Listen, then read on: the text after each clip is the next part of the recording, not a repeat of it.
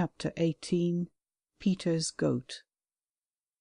Maimie felt quite shy, but Peter knew not what shy was. "I hope you have had a good night," he said earnestly. "Thank you," she replied. "I was so cosy and warm. But you," and she looked at his nakedness awkwardly, "don't you feel the least bit cold?" Now cold was another word Peter had forgotten, so he answered, "I think not, but I may be wrong. You see, I am rather ignorant. I am not exactly a boy. Solomon says I am a betwixt and between." "So that is what it is called," said Maimie thoughtfully. "That's not my name," he explained. "My name is Peter Pan." "Yes, of course," she said. "I know. Everybody knows." You can't think how pleased Peter was to learn that all the people outside the gates knew about him. He begged Maimie to tell him what they knew and what they said, and she did so. They were sitting by this time on a fallen tree. Peter had cleared off the snow for Maimie, but he sat on a snowy bit himself. "Squeeze closer," Maimie said. "What is that?" he asked, and she showed him, and then he did it. They talked together, and he found that people knew a great deal about him, but not everything. Not that he had gone back to his mother and been barred out, for instance, and he said nothing of this to Maimie, for it still humiliated him. "Do they know that I play games exactly like real boys?" he asked very proudly. "Oh, Maimie, please tell them." But when he revealed how he played, by sailing his hoop on the round pond, and so on, she was simply horrified. "All your ways of playing," she said, with her big eyes on him, "are quite, quite wrong, and not in the least like how boys play." Poor Peter uttered a little moan at this, and he cried for the first time for I know not how long. Maimie was extremely sorry for him, and lent him her handkerchief, but he didn't know in the least what to do with it, so she showed him. That is to say, she wiped her eyes and then gave it back to him, saying, "Now you do it." But instead of wiping his own eyes, he wiped hers, and she thought it best to pretend that this was what she had meant. She said, out of pity for him, "I shall give you a kiss if you like." But though he once knew, he had long forgotten what kisses are, and he replied, "Thank you," and held out his hand, thinking she had offered to put something into it. This was a great shock to her, but she felt she could not explain without shaming him, so with charming delicacy she gave Peter a thimble which happened to be in her pocket, and pretended that it was a kiss. Poor little boy, he quite believed her, and to this day he wears it on his finger, though there can be scarcely anyone who needs a thimble so little. You see, though still a tiny child, it was really years and years since he had seen his mother, and I dare say the baby who had supplanted him was now a man with whiskers. But you must not think that Peter Pan was a boy to pity rather than to admire. If Maimie began by thinking this, she soon found she was very much mistaken. Her eyes glistened with admiration when he told her of his adventures, especially of how he went to and fro between the island and the gardens in the thrush's nest. "How romantic!" Maimie exclaimed, but it was another unknown word, and he hung his head thinking she was despising him. "I suppose Tony would not have done that," he said very humbly. "Never, never," she answered with conviction. "He would have been afraid." "What is afraid?" asked Peter longingly. He thought it must be some splendid thing. "I do wish you would teach me how to be afraid, Maimie," he said. "I believe no one could teach that to you," she answered adoringly, but Peter thought she meant that he was stupid. She had told him about Tony, and of the wicked thing she did in the dark to frighten him. She knew quite well that it was wicked, but Peter misunderstood her meaning and said, "Oh, how I wish I was as brave as Tony." It quite irritated her. "You are 20,000 times braver than Tony," she said. "You are ever so much the bravest boy I ever knew." He could scarcely believe she meant it, but when he did believe, he screamed with joy. "And if you want very much to give me a kiss," Maimie said, "you can do it." Very reluctantly Peter began to take the thimble off his finger. He thought she wanted it back. "I don't mean a kiss," she said hurriedly. "I mean a thimble." "What's that?" Peter asked. "It's like this," she said, and kissed him. "I should love to give you a thimble," Peter said gravely, so he gave her one. He gave her quite a number of thimbles, and then a delightful idea came into his head. "Maimie," he said, "will you marry me?" Now, strange to tell, the same idea had come at exactly the same time into Maimie's head. "I should like to," she answered, "but will there be room in your boat for two?" "If you squeeze close," he said eagerly. "Perhaps the birds would be angry." He assured her that the birds would love to have her, though I am not so certain of it myself, also that there were very few birds in winter. "Of course they might want your clothes," he had to admit rather falteringly. She was somewhat indignant at this. "They are always thinking of their nests," he said apologetically, "and there are some bits of you," he stroked the fur on her pelisse, "that would excite them very much." "They shan't have my fur," she said sharply. "No," he said, still fondling it, however.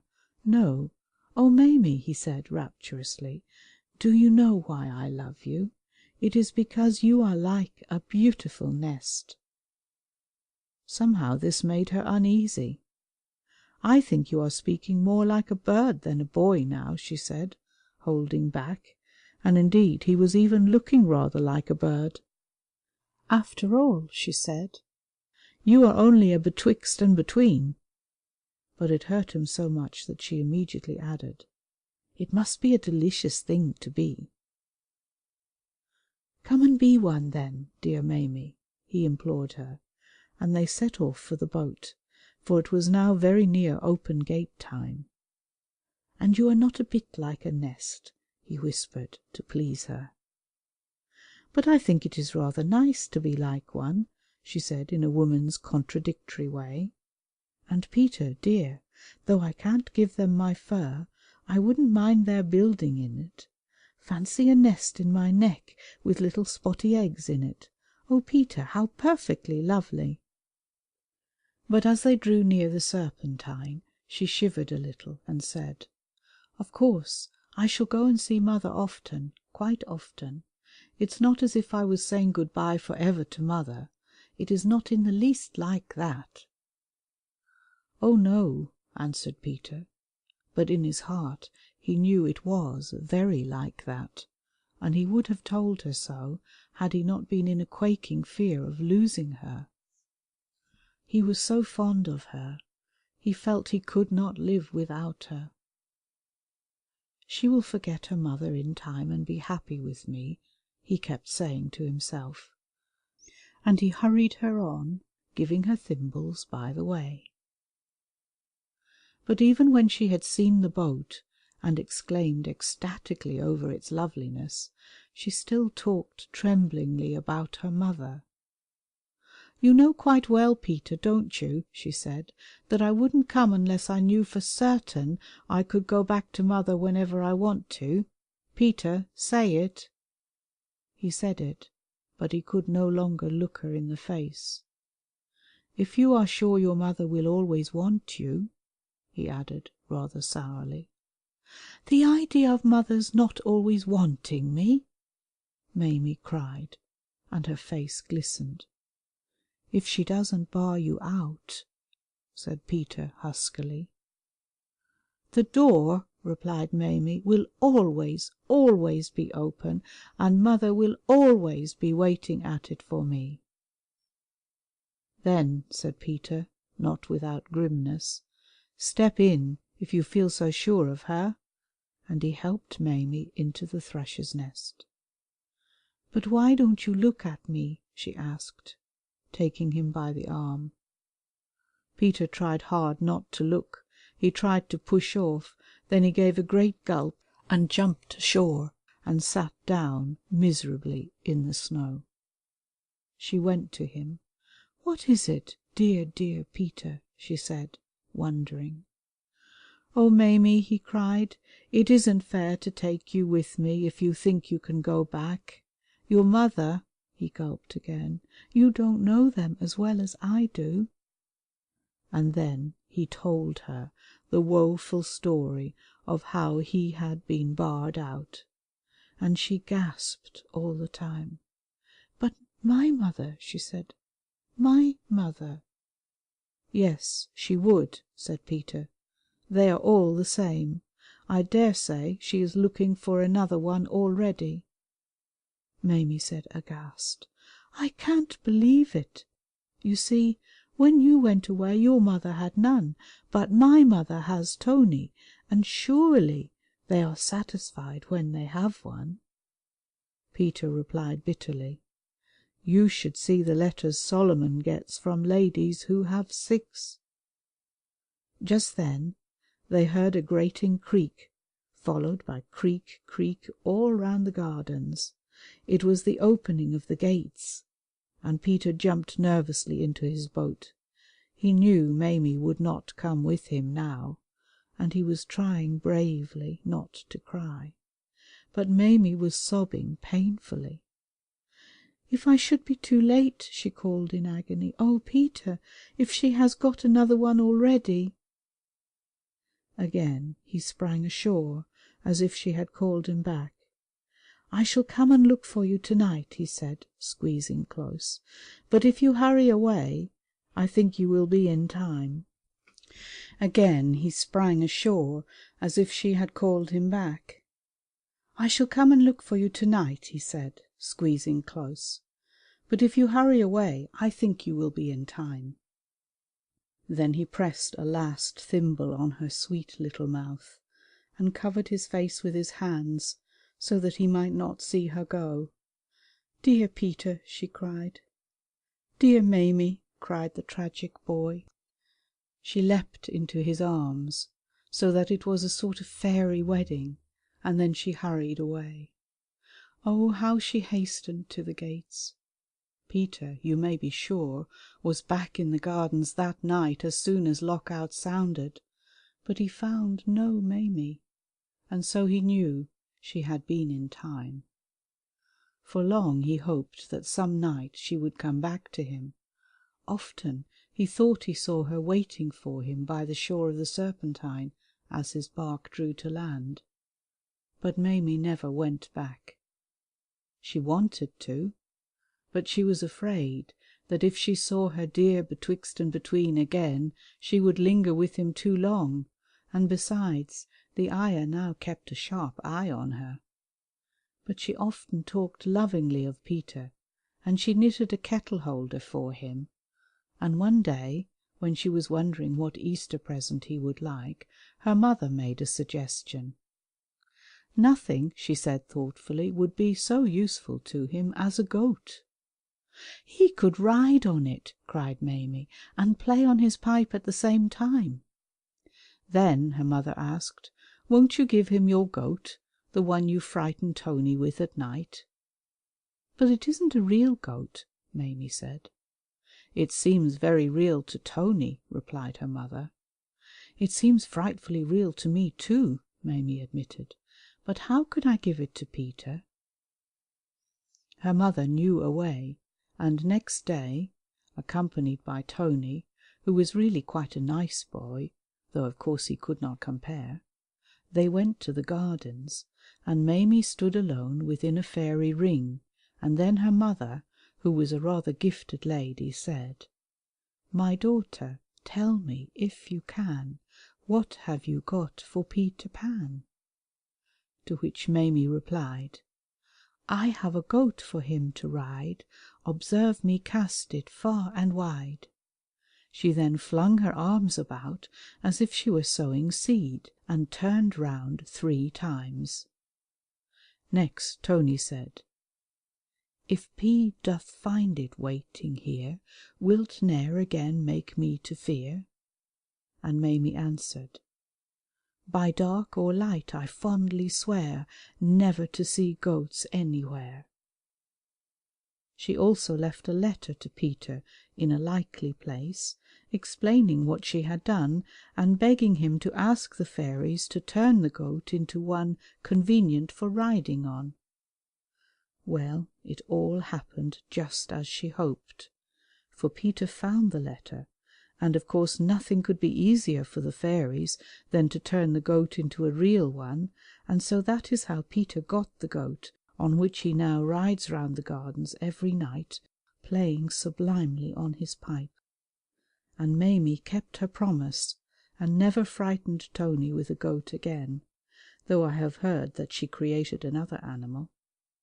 Until she was quite a big girl she continued to leave presents for Peter in the gardens, with letters explaining how humans play with them, and she is not the only one who has done this.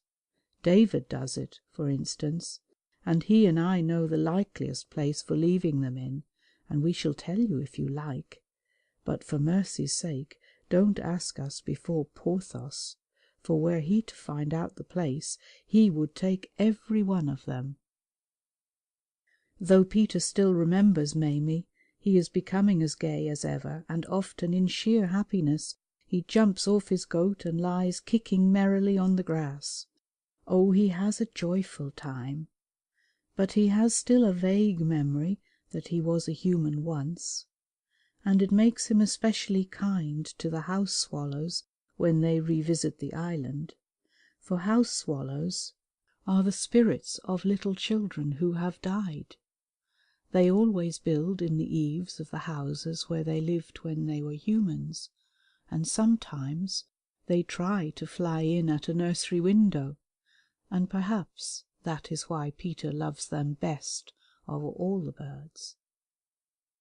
And the little house, every lawful night, that is to say every night except ball nights, the fairies now build the little house lest there should be a human child lost in the gardens, and Peter rides the marshes looking for lost ones, and if he finds them he carries them on his goat to the little house, and when they wake up they are in it, and when they step out they see it. The fairies build the house merely because it is so pretty, but Peter rides round in memory of Maimie, and because he still loves to do just as he believes real boys would do. But you must not think that, because somewhere among the trees the little house is twinkling, it is a safe thing to remain in the gardens after lock-out time. If the bad ones among the fairies happen to be out that night, they will certainly mischief you, and even though they are not, you may perish of cold and dark before Peter Pan comes round.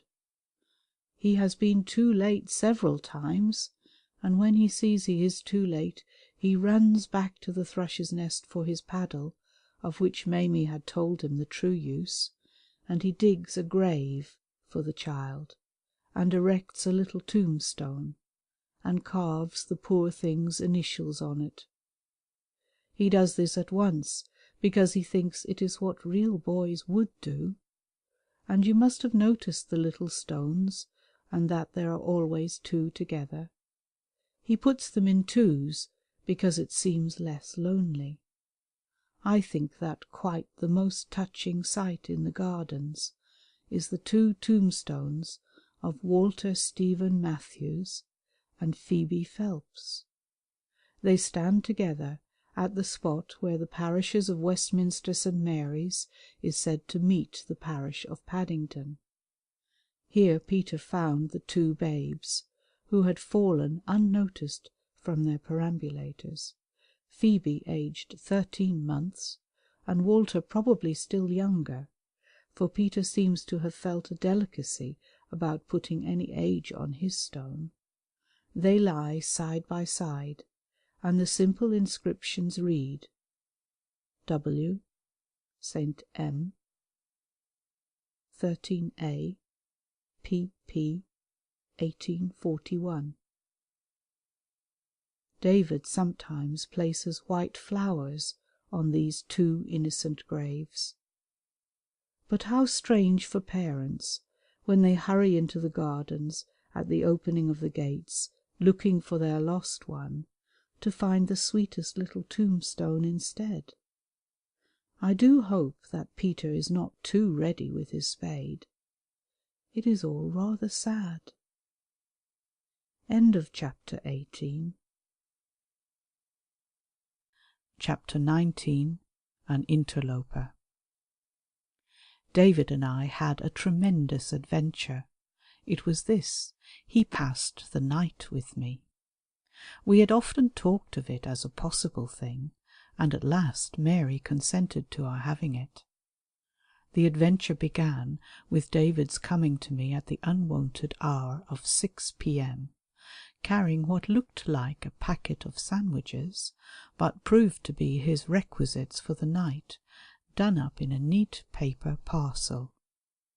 We were both so excited that, at the moment of greeting, neither of us could be apposite to the occasion in words, so we communicated our feelings by signs, as thus: David half sat down in a place where there was no chair, which is his favourite preparation for being emphatic, and is borrowed, I think, from the frogs, and we then made the extraordinary faces which mean, "What a tremendous adventure!" We were to do all the important things precisely as they are done every evening at his own home, and so I am in a puzzle to know how it was such an adventure to David. But I have now said enough to show you what an adventure it was to me. For a little while we played with my two medals, and, with the delicacy of a sleeping companion, David abstained on this occasion from asking why one of them was not a Victoria Cross. He is very troubled because I never won the Victoria Cross, for it lowers his status in the Gardens. He never says in the Gardens that I won it, but he fights any boy of his year who says I didn't. Their fighting consists of challenging each other. At 6:25 I turned on the hot water in the bath, and covertly swallowed a small glass of brandy.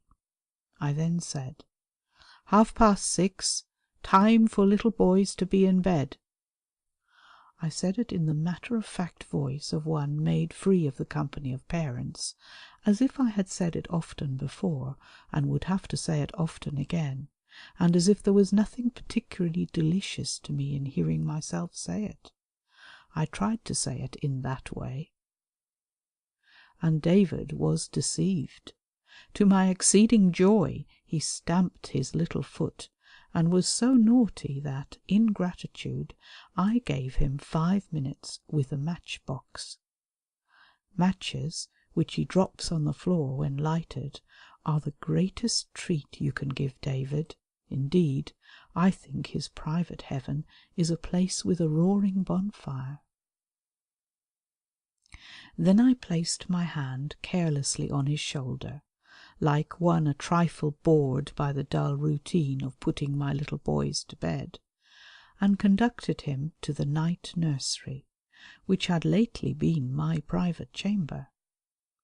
There was an extra bed in it to-night, very near my own, but differently shaped, and scarcely less conspicuous was the new mantel-shelf ornament, a tumbler of milk, with a biscuit on top of it, and a chocolate riding on the biscuit. To enter the room without seeing the tumbler at once was impossible. I had tried it several times, and David saw and promptly did his frog business the while. With an indescribable emotion I produced a nightlight from my pocket and planted it in a saucer on the washstand. David watched my preparations with distasteful levity, but anon made a noble amend by abruptly offering me his foot as if he had no longer use for it, and I knew by intuition that he expected me to take off his boots. I took them off with all the coolness of an old hand, and then I placed him on my knee and removed his blouse. This was a delightful experience, but I think I remained wonderfully calm until I came somewhat too suddenly to his little braces, which agitated me profoundly. I cannot proceed in public with the disrobing of David. Soon the night nursery was in darkness, but for the glimmer from the nightlight, and very still save when the door creaked as a man peered in at the little figure on the bed. However softly I opened the door, an inch at a time, his bright eyes turned to me at once, and he always made the face which means, "What a tremendous adventure!" "Are you never to fall asleep, David?" I always said. "When are you coming to bed?" he always replied, very brave, but in a whisper, as if he feared the bears and wolves might have him. When little boys are in bed, there is nothing between them and bears and wolves but the nightlight. I returned to my chair to think, and at last he fell asleep with his face to the wall, but even then I stood many times at the door listening.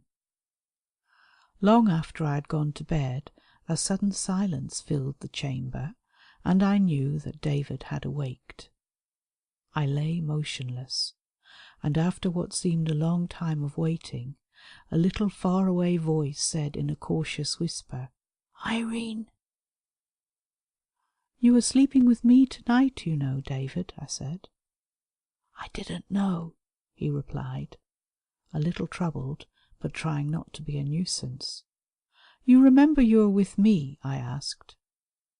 After a moment's hesitation he replied, "I nearly remember," and presently he added very gratefully, as if to some angel who had whispered to him, "I remember now."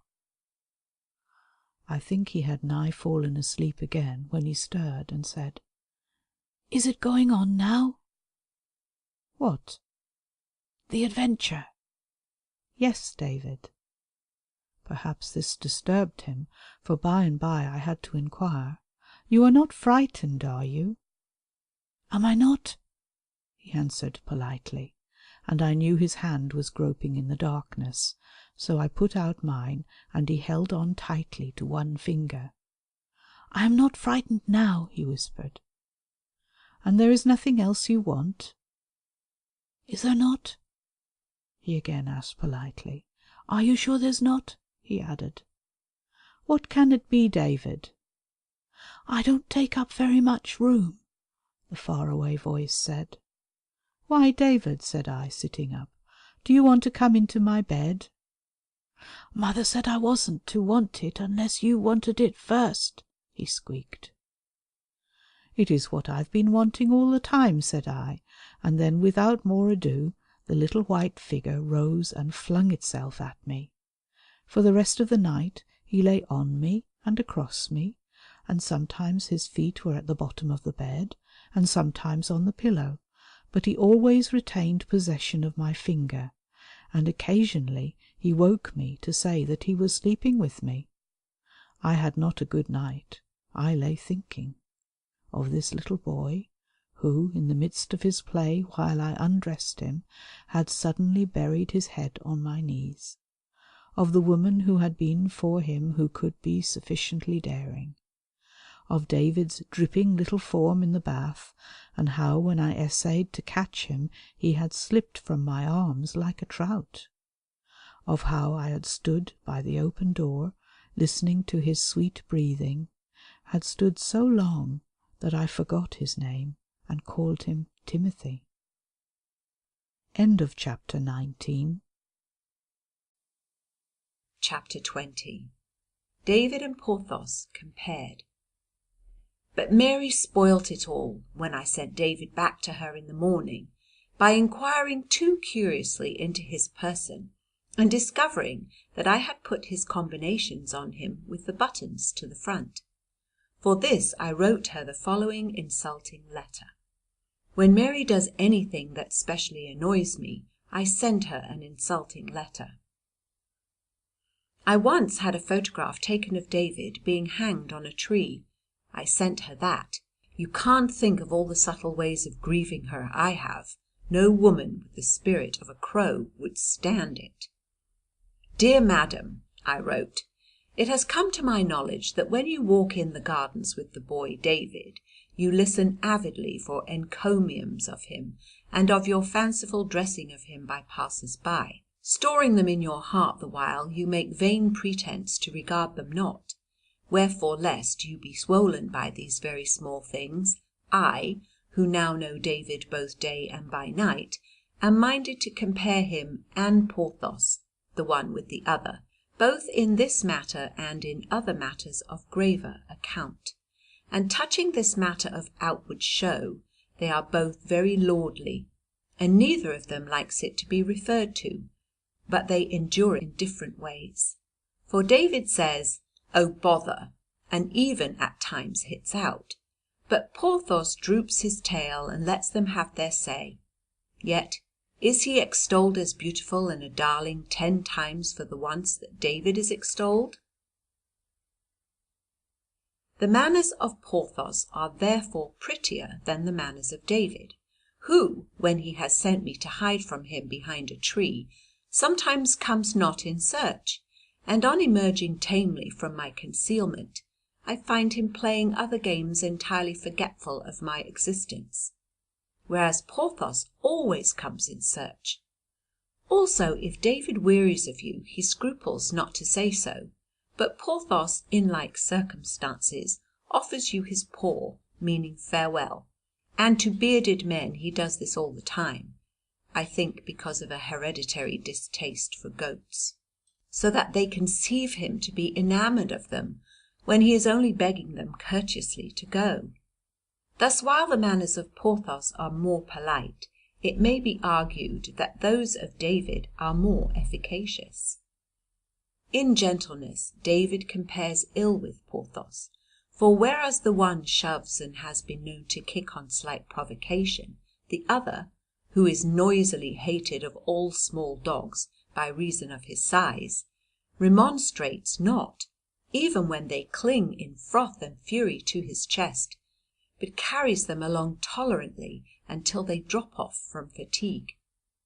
Again, David will not unbend when in the company of babies, expecting them unreasonably to rise to his level, but contrariwise, Porthos, though terrible to tramps, suffers all things of babies, even to an exploration of his mouth, in an attempt to discover what his tongue is like at the other end. The comings and goings of David are unnoticed by perambulators which lie in wait for the advent of Porthos. The strong and wicked fear Porthos, but no little creature fears him, not the hedgehogs he conveys from place to place in his mouth, nor the sparrows that steal his straw from under him. In proof of which gentleness I adduce his adventure with the rabbit. Having gone for a time to reside in a rabbit country, Porthos was elated to discover at last something small that ran from him, and developing at once into an ecstatic sportsman, he did pound hotly in pursuit, though always overshooting the mark by 100 yards or so, and wondering very much what had become of the rabbit. There was a steep path from the top of which the rabbit suddenly came into view, and the practice of Porthos was to advance up it on tiptoe, turning near the summit to give me a knowing look, and then bounding forward.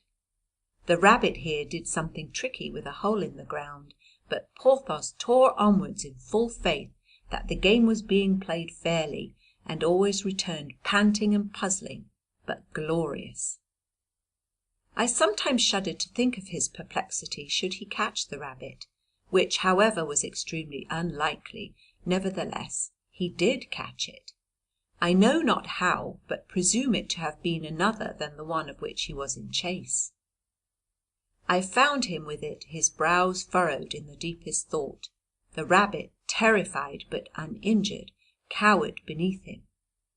Porthos gave me a happy look, and again dropped into a weighty frame of mind.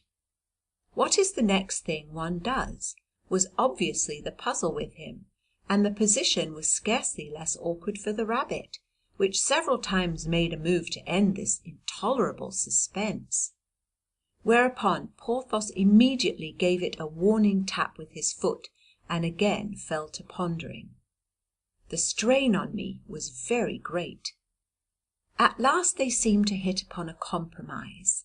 Porthos looked over his shoulder very self-consciously, and the rabbit, at first slowly, and then in a flash, withdrew. Porthos pretended to make a search for it, but you cannot think how relieved he looked. He even tried to brazen out his disgrace before me, and waved his tail appealingly. But he could not look me in the face, and when he saw that this was what I insisted on, he collapsed at my feet and moaned. There were real tears in his eyes, and I was touched, and swore to him that he had done everything a dog could do, and though he knew I was lying, he became happy again. For so long as I am pleased with him, ma'am, nothing else greatly matters to Porthos. I told this story to David, having first extracted a promise from him that he would not think the less of Porthos, and now I must demand the same promise of you. Also, an admission that in innocence of heart, for which David has been properly commended, he can nevertheless teach Porthos nothing, but on the contrary may learn much from him. And now to come to those qualities in which David excels over Porthos. The first is that he is no snob, but esteems the girl Irene, pretentiously called his nurse, more than any fine lady, and envies every ragged boy who can hit to leg.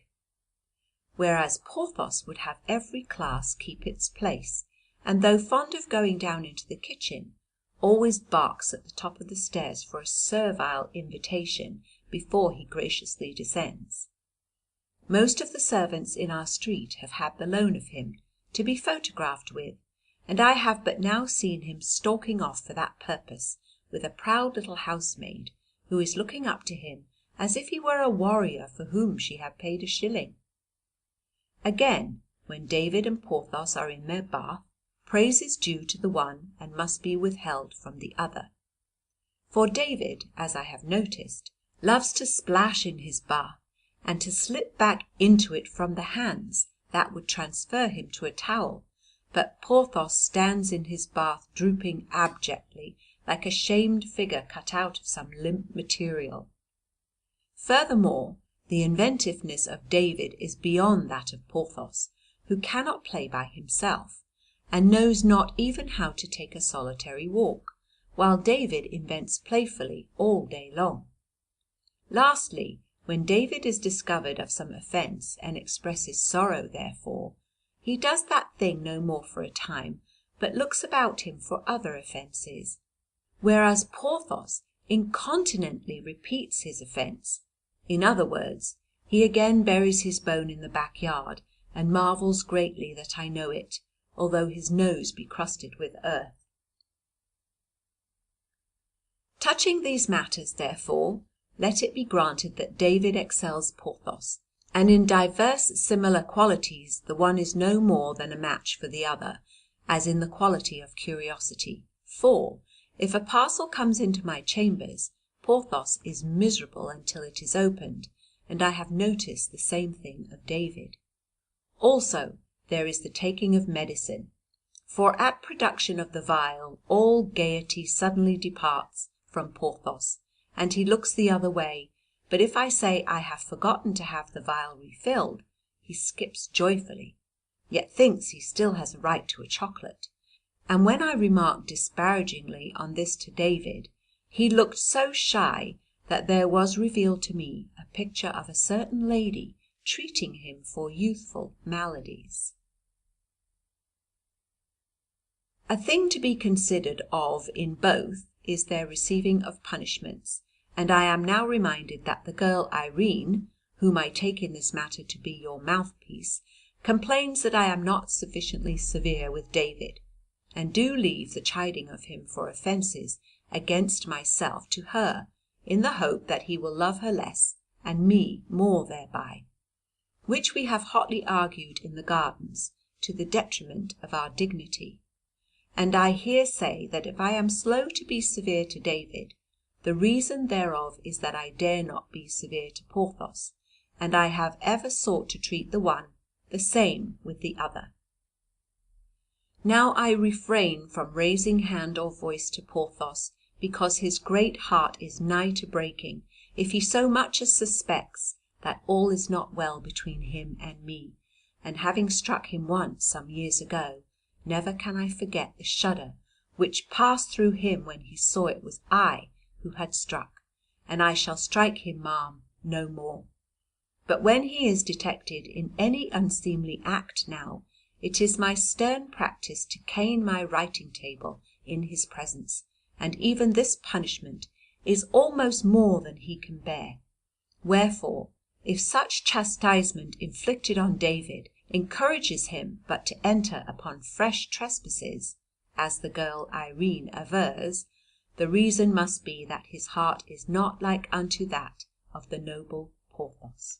And if you retort that David is naturally a depraved little boy, and so demands harsher measure, I have still my answer, to wit, what is the manner of severity meted out to him at home?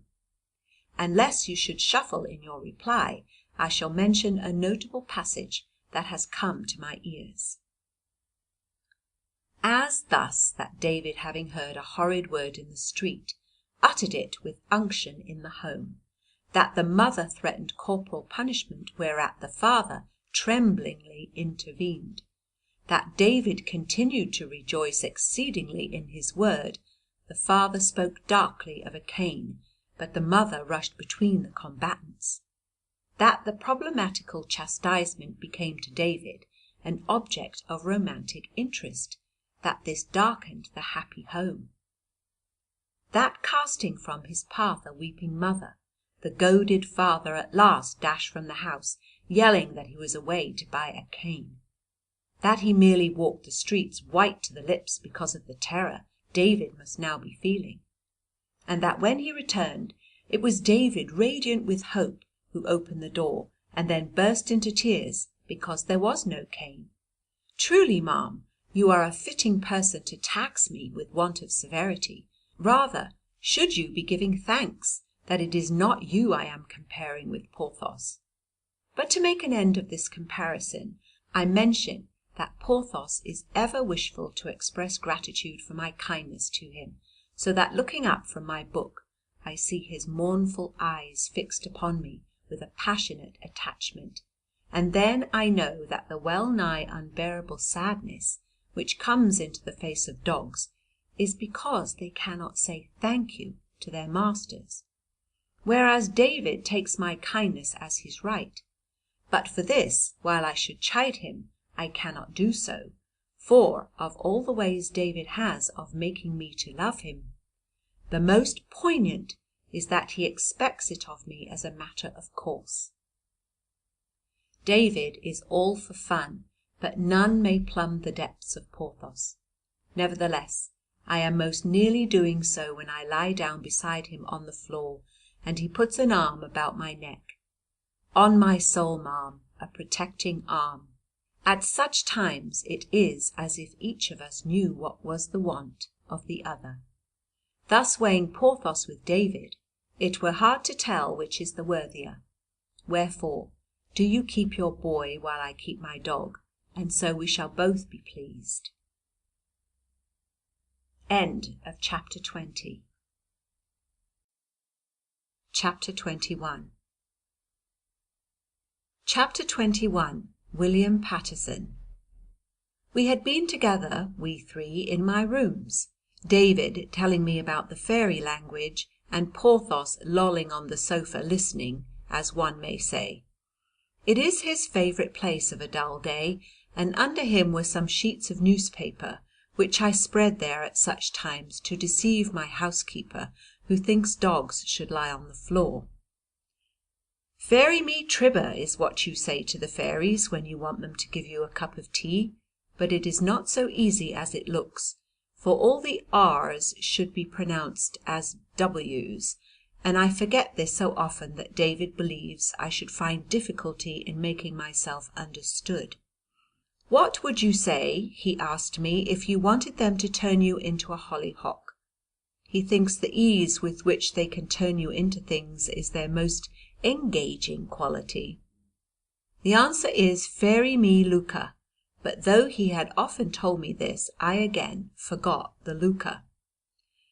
"I should never dream," I said, to cover my discomfiture, "of asking them to turn me into anything. If I was a hollyhock I should soon wither, David." He himself had provided me with this objection not long before, but now he seemed to think it merely silly. "Just before the time to wither begins," he said airily, "you say to them, 'Fairy me bowler.' 'Fairy me bowler' means 'turn me back again,' and David's discovery made me uncomfortable, for I knew he had hitherto kept his distance of the fairies, mainly because of a feeling that their conversations are permanent. So I returned him to his home. I sent him home from my rooms under the care of Porthos. I may walk on the other side unknown to them, but they have no need of me, for at such times nothing would induce Porthos to depart from the care of David. If anyone addresses them he growls softly and shows the teeth that crunch bones as if they were biscuits.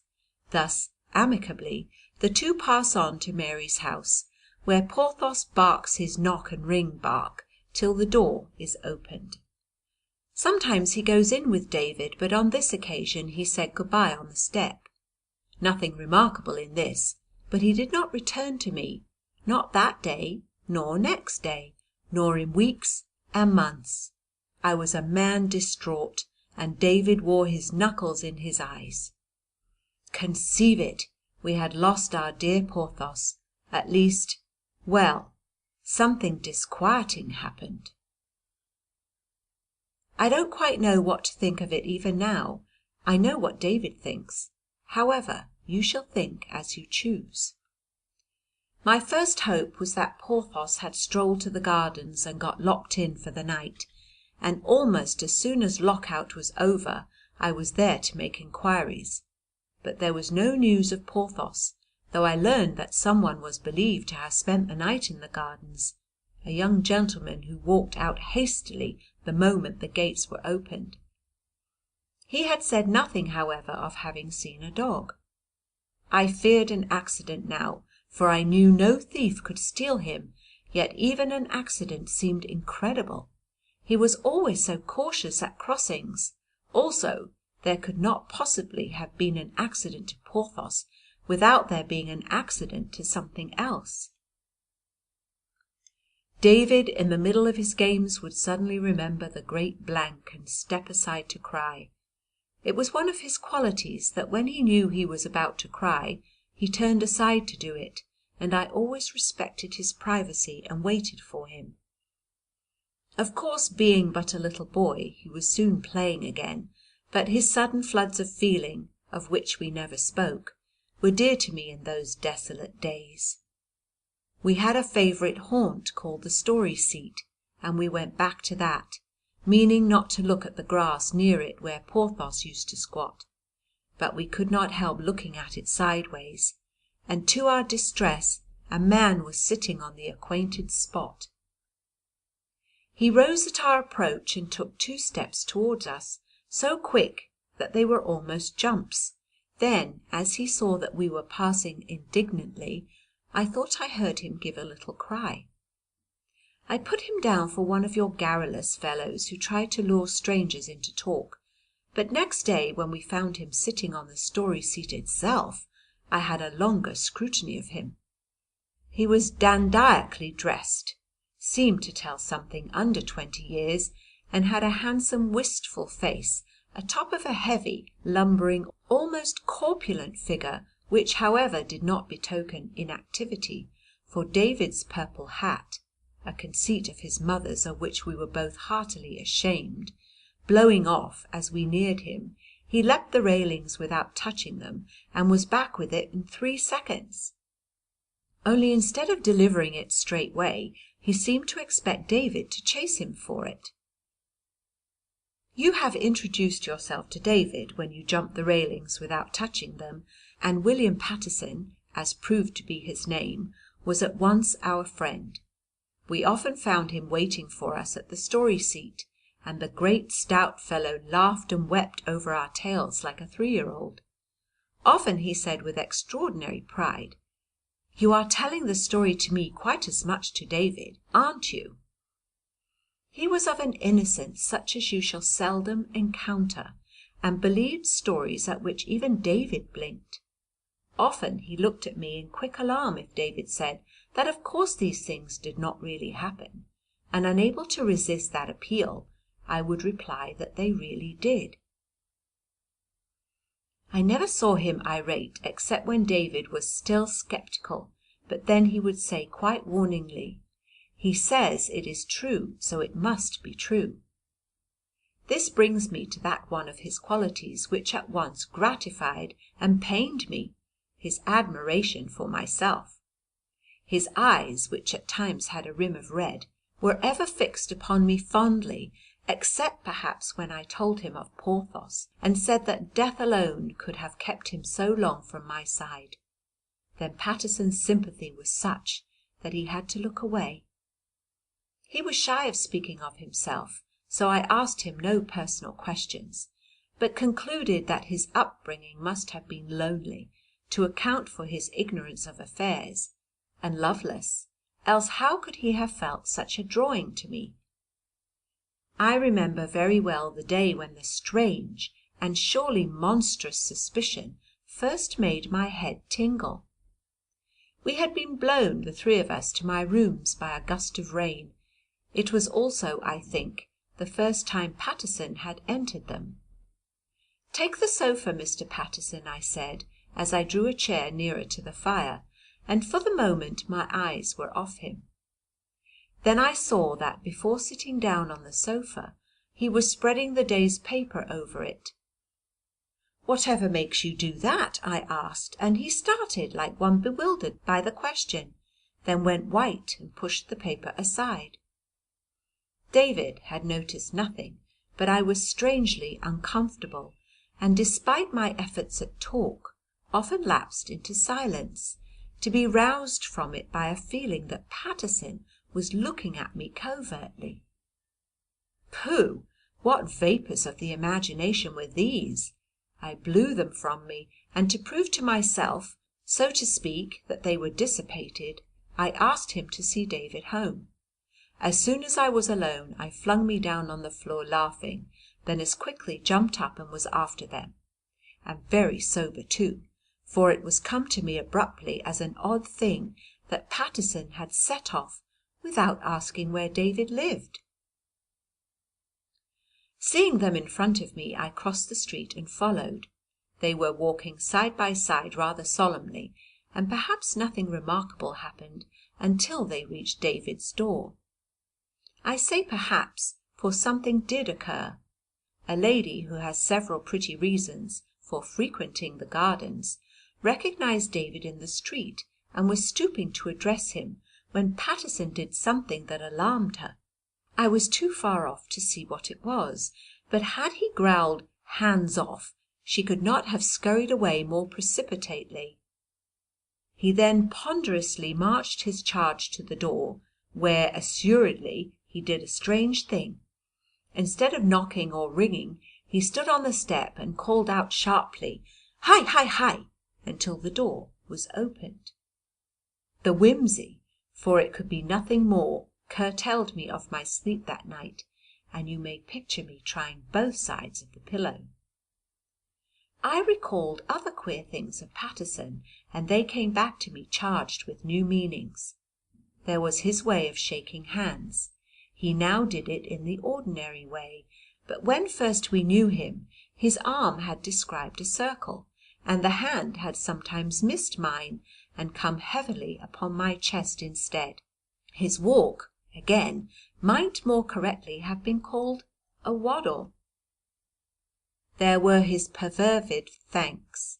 He seldom departed without thanking me, with an intensity that was out of proportion to the little I had done for him. In the gardens, too, he seemed ever to take the sward rather than the seats, perhaps a wise preference, but he had an unusual way of sitting down. I can describe it only by saying that he let go of himself and went down with a thud. I reverted to the occasion when he lunched with me at the club. We had cutlets, and I noticed that he ate his in somewhat finicking manner, yet having left the table for a moment to consult the sweets card, I saw, when I returned, that there was now no bone on his plate. The waiters were looking at him rather curiously. David was very partial to him, but showed it in a somewhat singular manner, used to pat his head, for instance. I remembered also that while David shouted to me or Irene to attract our attention, he usually whistled to Paterson. He could not explain why. These ghosts made me sweat in bed, not merely that night, but often when some new shock brought them back in force. Yet unsupported, they would have disturbed me little by day. Day, however, had its reflections, and they came to me while I was shaving. That 10 minutes when, brought face to face with the harsher realities of life, we see things most clearly as they are. Then the beautiful nature of Paterson loomed offensively, and his honest eyes insulted over me. No one come to nigh 20 years had a right to such faith in his fellow creatures. He could not backbite, nor envy, nor prevaricate, nor jump at mean motives for generous acts. He had not a single base story about women. It all seemed inhuman. What creatures we be! I was more than half ashamed of Paterson's faith in me, but when I saw it begin to shrink, I fought for it. An easy task, you may say, but it was a hard one, for gradually a change had come over the youth. I am now arrived at a time when the light-heartedness had gone out of him. He had lost his zest for fun, and dubiety sat in the eyes that were once so certain. He was not doubtful of me, not then, but of human nature in general. That whilom noble edifice was tottering. He mixed with boys in the gardens. Ah, mothers, it is hard to say, but how could he retain his innocence when he had mixed with boys? He heard your talk of yourselves, and so, ladies, that part of the edifice went down. I have not the heart to follow him in all his discoveries. Sometimes he went in flame at them, but for the most part he stood looking on, bewildered and numbed, like one moaning inwardly. He saw all as one fresh to the world, before he had time to breathe upon the glass. So would your child be, madam, if born with a man's powers, and when disillusioned of all else, he would cling for a moment longer to you, the woman of whom, before he saw you, he had heard so much. How you would strive to cheat him, even as I strove to hide my real self from Paterson, and still you would strive as I strove after you knew the game was up. The sorrowful eyes of Paterson stripped me bare. There were days when I could not endure looking at him, though surely I have long ceased to be a vain man. He still met us in the gardens, but for hours he and I would be together without speaking. It was so upon the last day, one of those innumerable dreary days when David, having sneezed the night before, was kept at home in flannel, and I sat alone with Paterson on the story seat. At last I turned to address him. Never had we spoken of what chained our tongues, and I meant only to say now that we must go, for soon the gates would close. But when I looked at him I saw that he was more mournful than ever before. He shut his eyes so tightly that a drop of blood fell from them. "It was all over, Paterson, long ago," I broke out harshly. "Why do we linger?" He beat his hands together miserably, and yet cast me appealing looks that had much affection in them. "You expected too much of me," I told him, and he bowed his head. "I don't know where you brought your grand ideas of men and women from. I don't want to know," I added hastily. "But it must have been from a prettier world than this," I said. "Are you quite sure that you were wise in leaving it?" He rose and sat down again. "I wanted to know you," he replied slowly. "I wanted to be like you." "And now you know me," I said, "do you want to be like me still? I am a curious person to attach oneself to, Paterson. Don't you see that? Even David often smiles at me when he thinks he is unobserved. I work very hard to retain that little boy's love, but I shall lose him soon. Even now I am not what I was to him. In a year or two at longest, Paterson, David will grow out of me." The poor fellow shot out his hand to me, but "No," said I, "you have found me out. Everybody finds me out except my dog, and that is why the loss of him makes such a difference to me. Shall we go, Paterson?" He would not come with me, and I left him on the seat. When I was far away I looked back, and he was still sitting there forlornly. For long I could not close my ears that night. I lay listening, I knew not what for. A scare was on me that made me dislike the dark, and I switched on the light and slept at last. I was roused by a great to-do in the early morning, servants knocking excitedly, and my door opened, and the dear Porthos I had mourned so long tore in. They had heard his bark, but whence he came no one knew. He was in excellent condition, and after he had leaped upon me from all points, I flung him on the floor by a trick I know, and lay down beside him, while he put his protecting arm round me, and looked at me with the old adoring eyes. But we never saw Paterson again. You may think as you choose. End of chapter 21. Chapter 22. Joey. Wise children always choose a mother who was a shocking flirt in her maiden days, and so had several offers before she accepted their fortunate papa. The reason they do this is because every offer refused by their mother means another pantomime to them. You see, you can't trust to your father's taking you to the pantomime, but you can trust to every one of the poor frenzied gentlemen for whom that lady has wept a delicious little tear on her lovely little cambric handkerchief. It is pretty, but dreadfully affecting, to see them on Boxing night gathering together the babies of their old loves. Some knock at but one door and bring a hansom, but others go from street to street in private busses, and even wear false noses to conceal the sufferings you inflict upon them as you grew more and more like your sweet, cruel mamma. So I took David to the pantomime, and I hope you will follow my reasoning, for I don't. He went with the fairest anticipations, pausing on the threshold to peer through the hole in the little house called Pay Here, which he thought was Red Riding Hood's residence, and asked politely whether he might see her. But they said she had gone to the wood, and it was quite true, for there she was in the wood gathering a stick for her grandmother's fire. She sang a beautiful song about the boys and their dashing ways, which flattered David considerably, but she forgot to take away the stick after all. Other parts of the play were not so nice, but David thought it all lovely.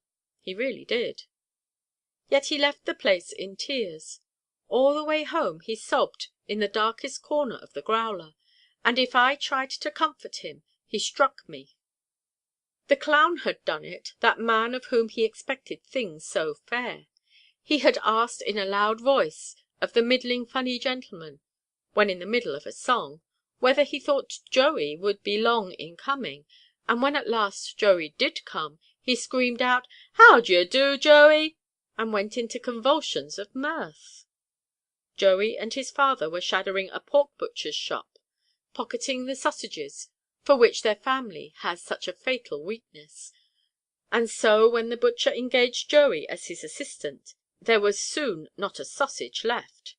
However, this did not matter, for there was a box rather like an ice-cream machine, and you put chunks of pork in at one end, and turned a handle, and they came out as sausages at the other end. Joey quite enjoyed doing this, and you could see that the sausages were excellent by the way he licked his fingers after touching them. But soon there were no more pieces of pork, and just then a dear little Irish terrier dog came trotting down the street, so what did Joey do but pop it into the machine, and it came out at the other end as sausages. It was this callous act that turned all David's mirth to woe, and drove us weeping to our growler. Heaven knows I have no wish to defend this cruel deed, but as Joey told me afterward, it is very difficult to say what they will think funny and what barbarous.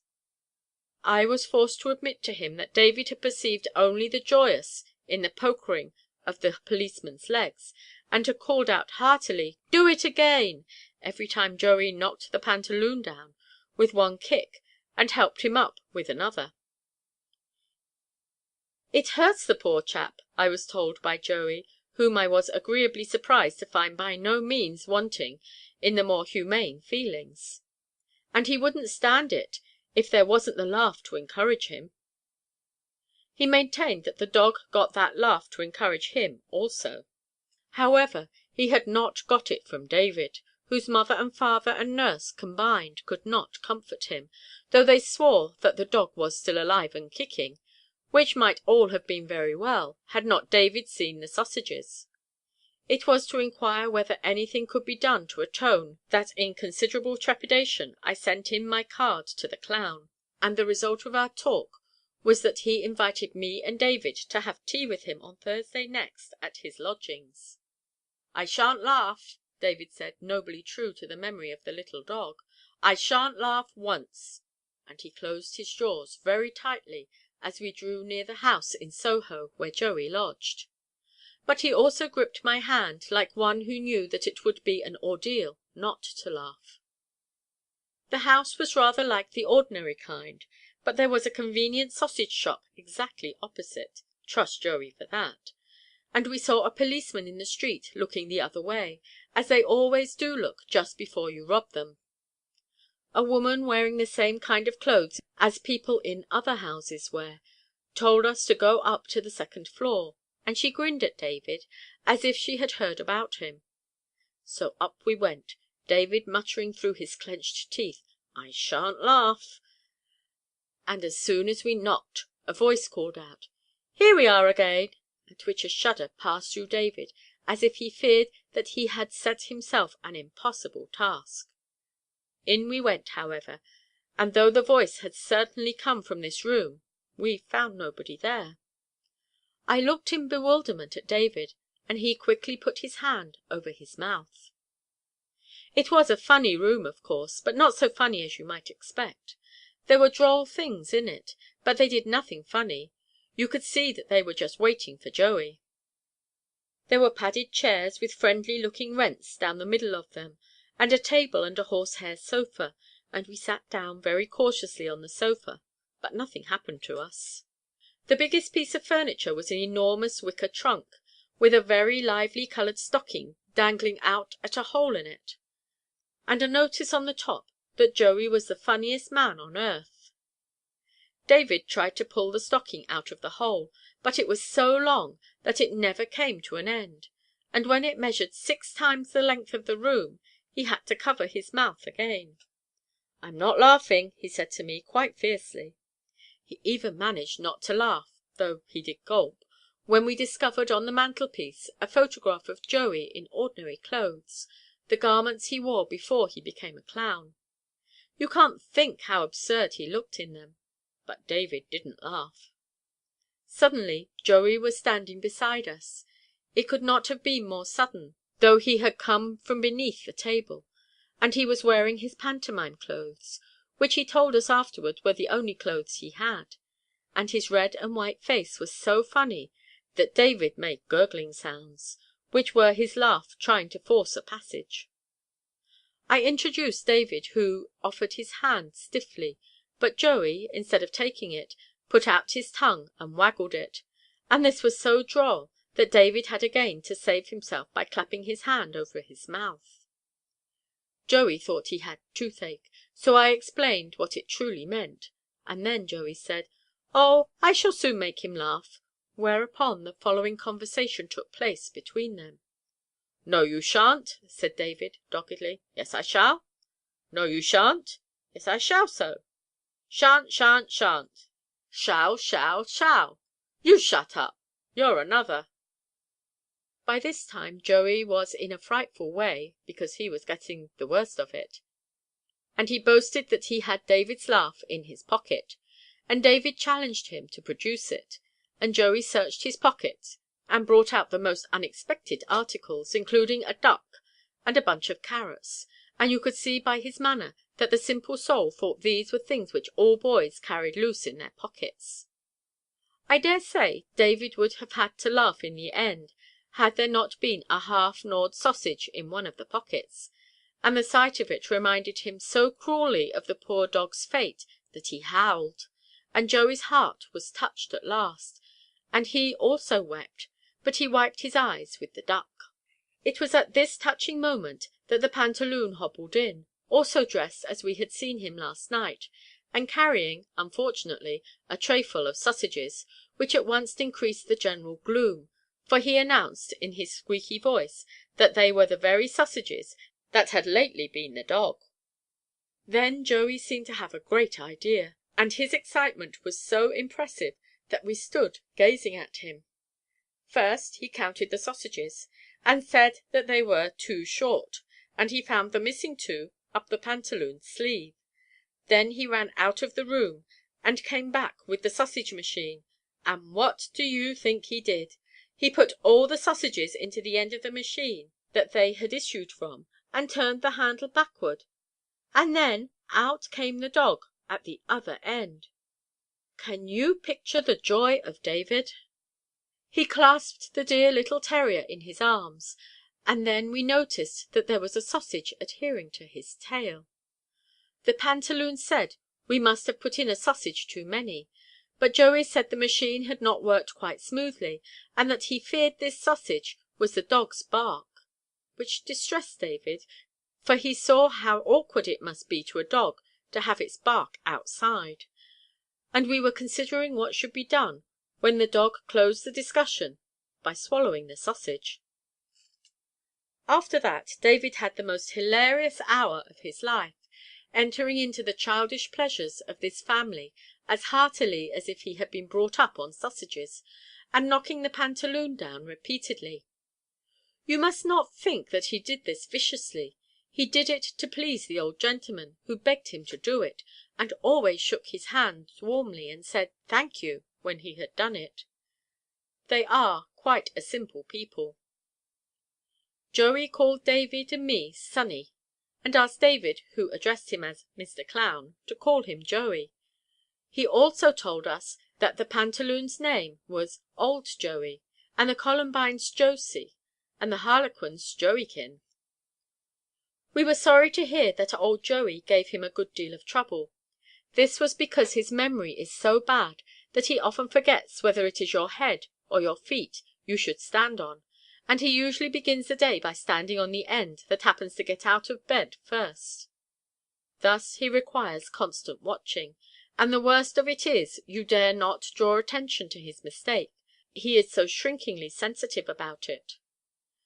No sooner had Joey told us this than the poor old fellow began to turn upside down and stood on his head, but we pretended not to notice, and talked about the weather until he came to.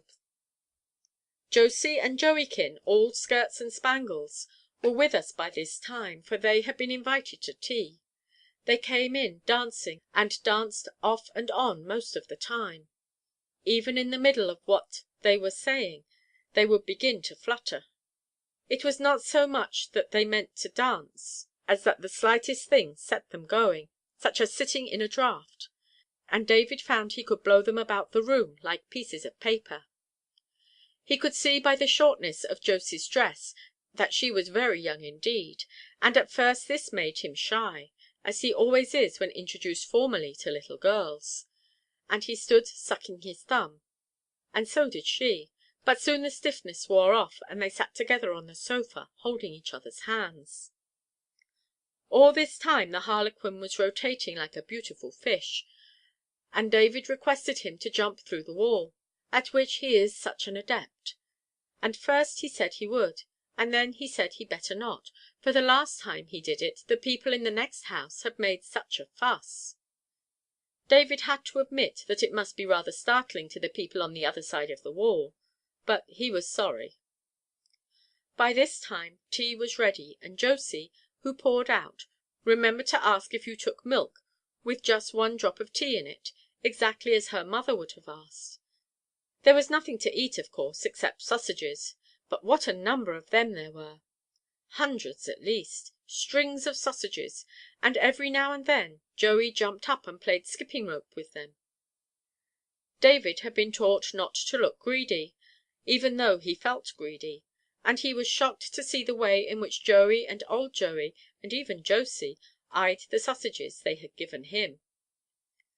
Soon Josie developed nobler feelings, for she and Joeykin suddenly fell madly in love with each other across the table. But, unaffected by this pretty picture, Joey continued to put whole sausages in his mouth at a time, and then rubbed himself a little lower down, while old Joey secreted them about his person. And when David wasn't looking, they both pounced on his sausages, and yet as they gobbled they were constantly running to the top of the stair and screaming to the servant to bring up more sausages. You could see that Joey, if you caught him with his hand on your plate, was a bit ashamed of himself, and he admitted to us that sausages were a passion with him. He said he had never once in his life had a sufficient number of sausages. They had maddened him since he was the smallest boy. He told us how, even in those days, his mother had feared for him, though fond of a sausage herself; how he had bought a sausage with his first penny, and hoped to buy one with his last, if they could not be got in any other way, and that he always slept with a string of them beneath his pillow. While he was giving us these confidences, unfortunately, his eyes came to rest, at first accidentally, then wistfully, then with a horrid gleam in them, on the little dog, which was fooling about on the top of the sausage machine, and his hands went out toward it convulsively, whereat David, in sudden fear, seized the dog in one arm and gallantly clenched his other fist, and then Joey begged his pardon and burst into tears, each one of which he flung against the wall, where it exploded with a bang. David refused to pardon him unless he promised on wood never to look in that way at the dog again.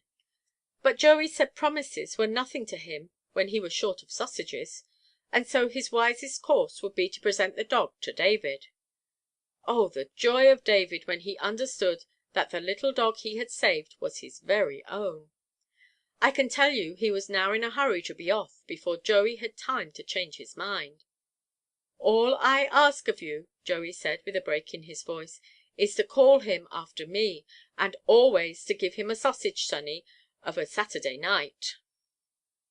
There was a quiet dignity about Joey at the end, which showed that he might have risen to high distinction but for his fatal passion. The last we saw of him was from the street.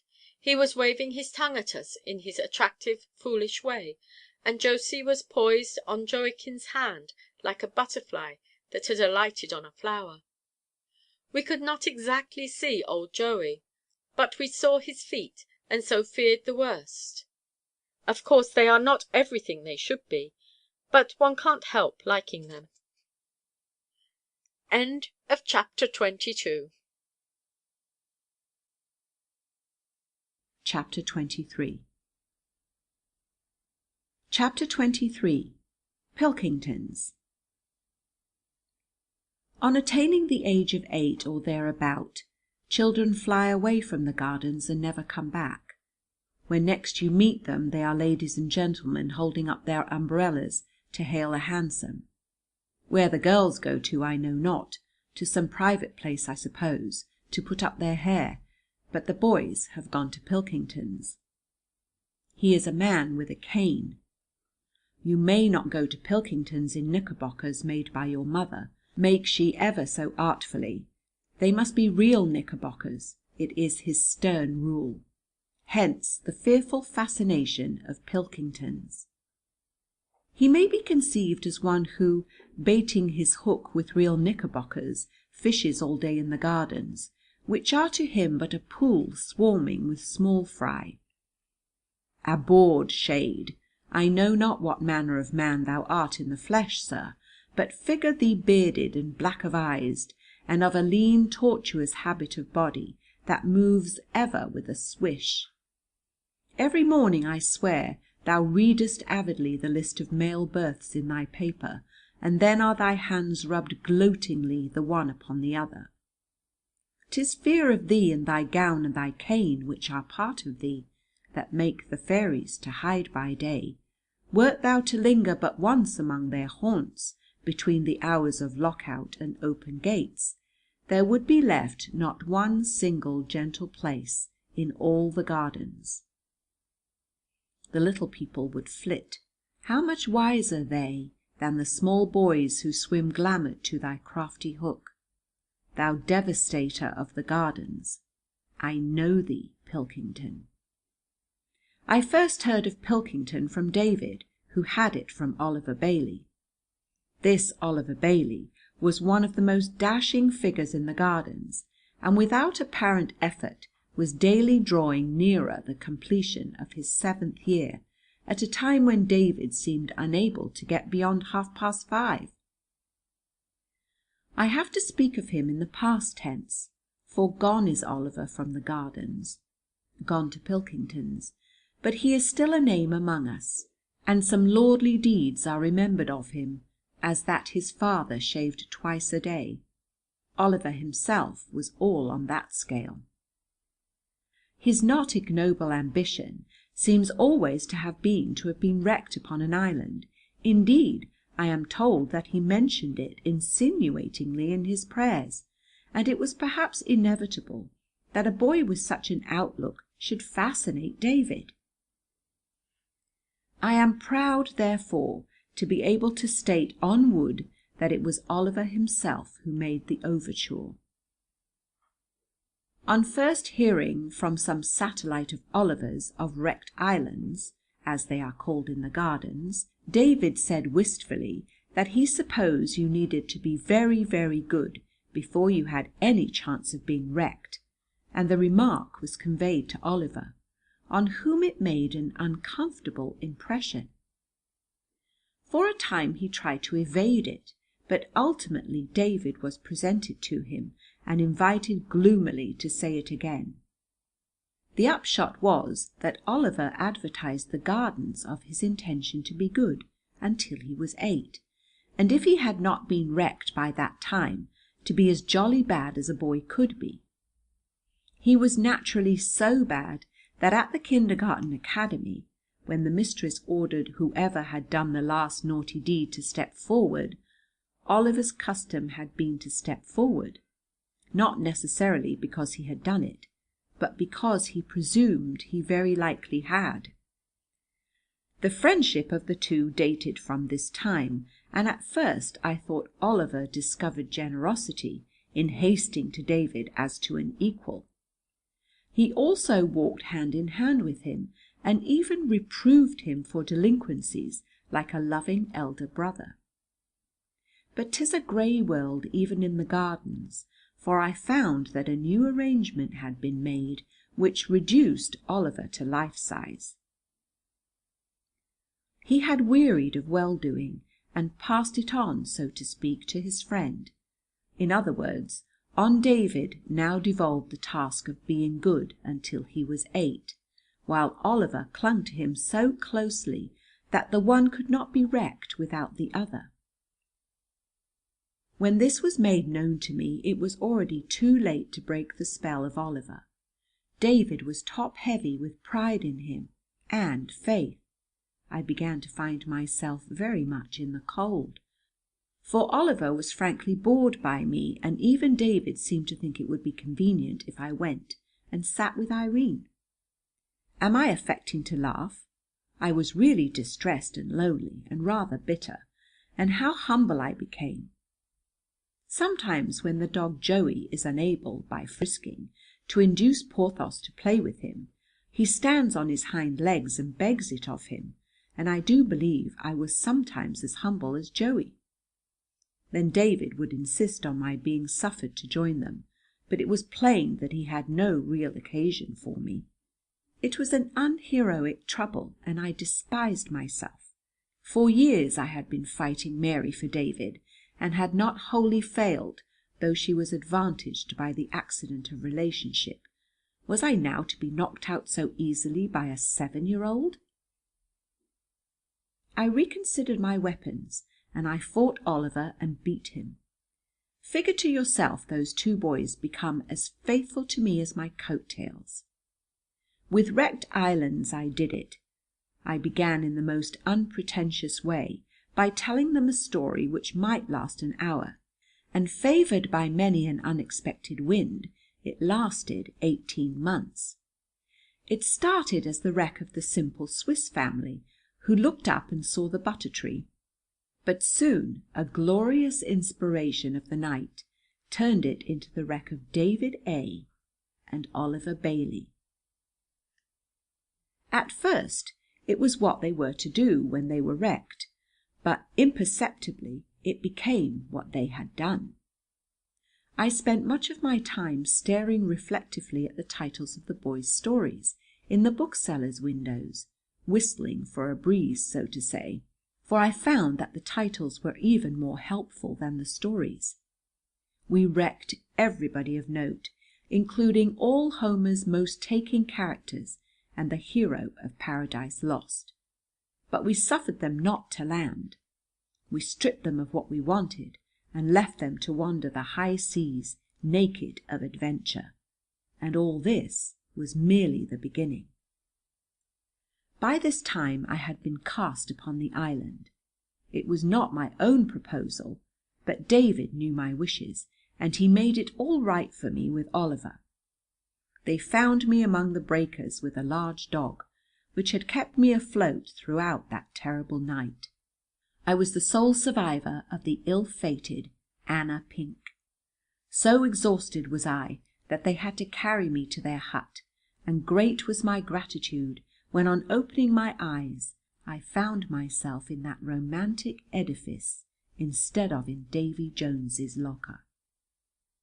As we walked in the gardens, I told them of the hut they had built, and they were inflated but not surprised.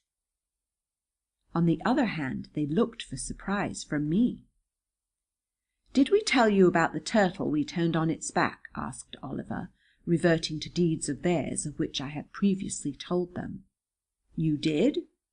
Who turned it?" demanded David, not as one who needed information, but after the manner of a schoolmaster.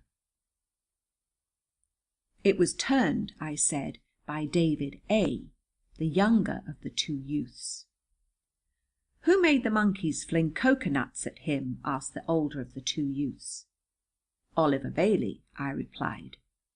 "Was it Oliver," asked David sharply, "that found the coconut tree first?" "On the contrary," I answered, "it was first observed by David, who immediately climbed it, remarking, 'This is certainly the Cocos nucifera, for see, dear Oliver, the slender columns supporting the crown of leaves, which fall with a grace that no art can imitate.'" "That's what I said," remarked David with a wave of his hand. "I said things like that too," Oliver insisted. "No, you didn't then," said David. "Yes, I did so." "No, you didn't so." "Shut up." "Well then, let's hear one you said." Oliver looked appealingly at me.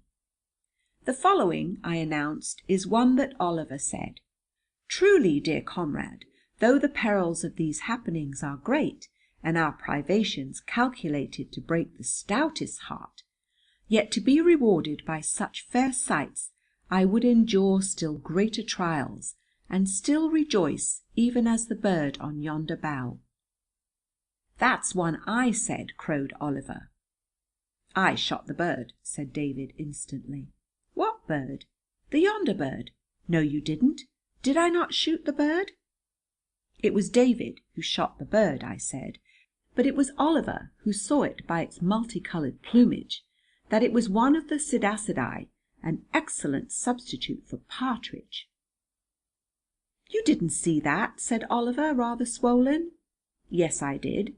What did you see?" "I saw that." "What?" "You shut up."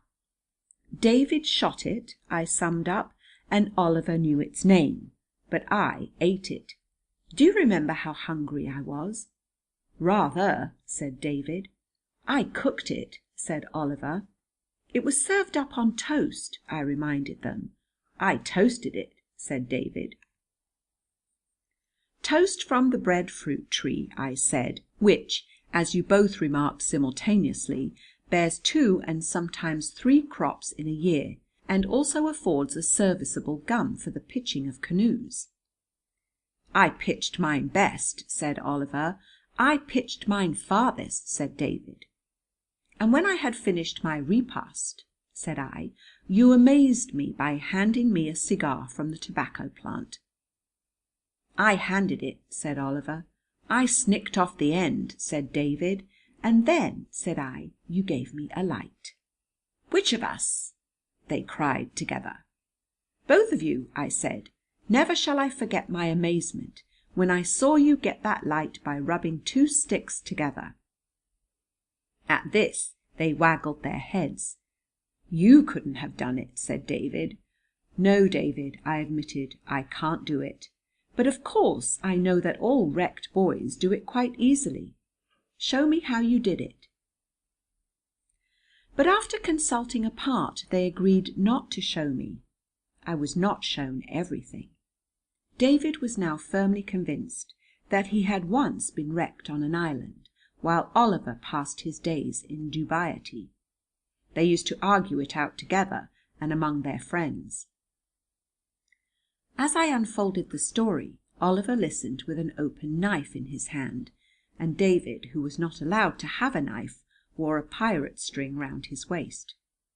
Irene, in her usual interfering way, objected to this bauble and dropped disparaging remarks about wrecked islands, which were little to her credit. I was for defying her, but David, who had the knack of women, knew a better way. He craftily proposed that we should let Irene in short, should wreck her, and though I objected, she proved a great success, and recognized the Yucca filamentosa by its long narrow leaves the very day she joined us. Thereafter we had no more scoffing from Irene, who listened to the story as hotly as anybody. This encouraged us in time to let in David's father and mother, though they never knew it unless he told them, as I have no doubt he did. They were admitted primarily to gratify David, who was very soft-hearted, and knew that while he was on the island they must be missing him very much at home. So we let them in, and there was no part of the story he liked better than that which told of the joyous meeting. We were in need of another woman at any rate, someone more romantic looking than Irene, and Mary, I can assure her now, had a busy time of it.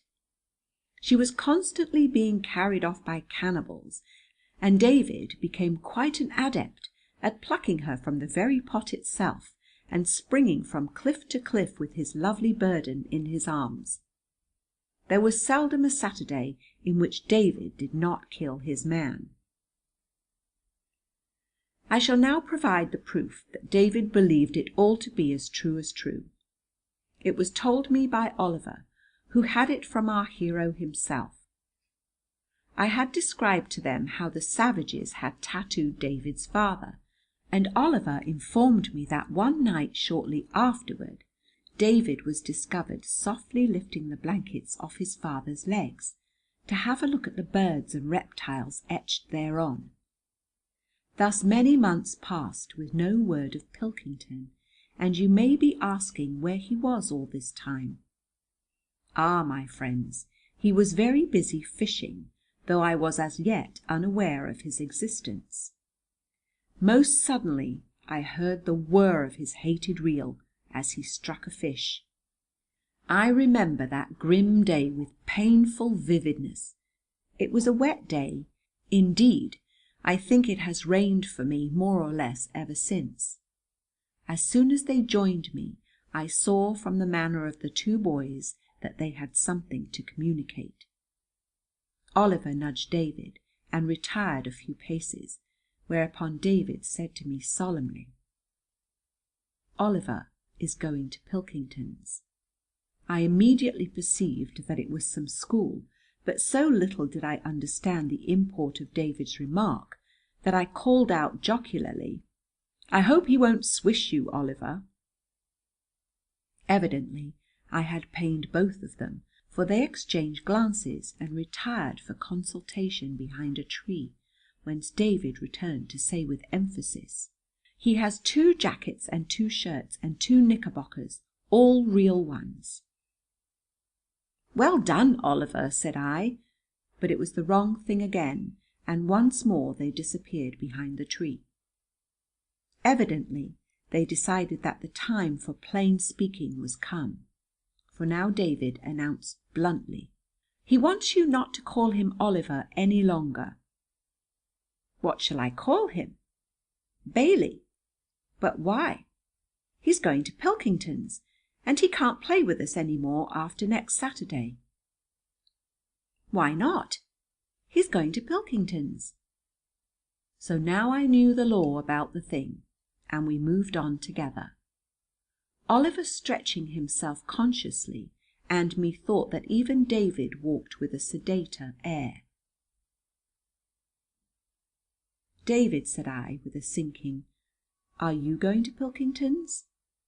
"When I am 8," he replied. "And shan't I call you David then, and won't you play with me in the Gardens any more?" He looked at Bailey, and Bailey signalled him to be firm. "Oh no," said David cheerily. Thus sharply did I learn how much longer I was to have of him. Strange that a little boy can give so much pain. I dropped his hand and walked on in silence, and presently I did my most churlish to hurt him by ending the story abruptly in a very cruel way.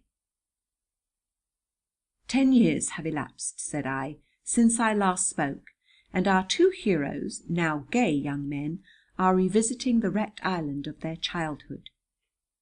"Did we wreck ourselves," said one, "or was there someone to help us?" And the other, who was the younger, replied, "I think there was someone to help us, a man with a dog. I think he used to tell me stories in the Kensington Gardens, but I forget all about him. I don't remember even his name." This tame ending bored Bailey, and he drifted away from us, but David still walked by my side, and he was grown so quiet that I knew a storm was brewing. Suddenly he flashed lightning on me. "It's not true," he cried. "It's a lie." He gripped my hand. "I shan't never forget you, father." Strange that a little boy can give so much pleasure. Yet I could go on. "You will forget, David, but there was once a boy who would have remembered." "Timothy," said he at once. "He thinks Timothy was a real boy, and is very jealous of him." He turned his back to me and stood alone, and wept passionately while I waited for him. You may be sure I begged his pardon, and made it all right with him, and had him laughing and happy again before I let him go. But nevertheless what I said was true. David is not my boy, and he will forget, but Timothy would have remembered. End of chapter 23. Chapter 24. Chapter 24. Barbara. Another shock was waiting for me farther down the story, for we had resumed our adventures, though we seldom saw Bailey now. At long intervals we met him on our way to or from the Gardens, and, if there was none from Pilkington's to mark him, methought he looked at us somewhat longingly, as if beneath his real knickerbockers a morsel of the egg-shell still adhered. Otherwise he gave David a not unfriendly kick in passing, and called him youngster. That was about all.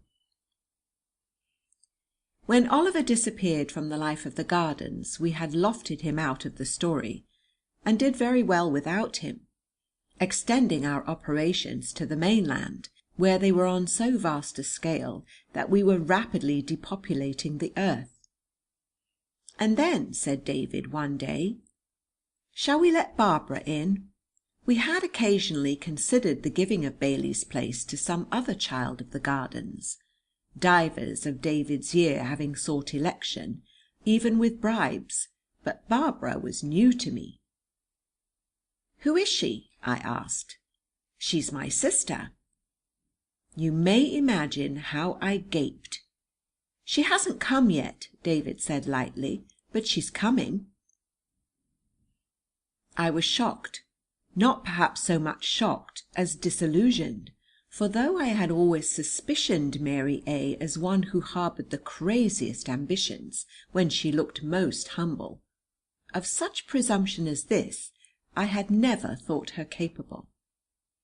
I wandered across the broad walk to have a look at Irene, and she was wearing an unmistakable air. It set me reflecting about Mary's husband, and his manner the last time we met, for though I have had no opportunity to say so, we still meet now and again, and he has even dined with me at the club. On these occasions the subject of Timothy is barred, and if by any unfortunate accident Mary's name is mentioned, we immediately look opposite ways, and a silence follows, in which I feel sure he is smiling, and wonder what the deuce he is smiling at. I remembered now that I had last seen him when I was dining with him at his club, for he is become member of a club of painter fellows, and Mary is so proud of this that she has had it printed on his card, when undoubtedly he had looked preoccupied. It had been the look, I saw now, of one who shared a guilty secret. As all was thus suddenly revealed to me, I laughed unpleasantly at myself, for on my soul I had been thinking well of Mary of late. Always foolishly inflated about David, she had been grudging him even to me during these last weeks, and I had forgiven her, putting it down to a mother's love. I knew from the poor boy of unwonted treats she had been giving him. I had seen her embrace him furtively in a public place. Her every act, in so far as they were known to me, had been a challenge to whoever dare assert that she wanted anyone but David. How could I, not being a woman, have guessed that she was really saying good-bye to him?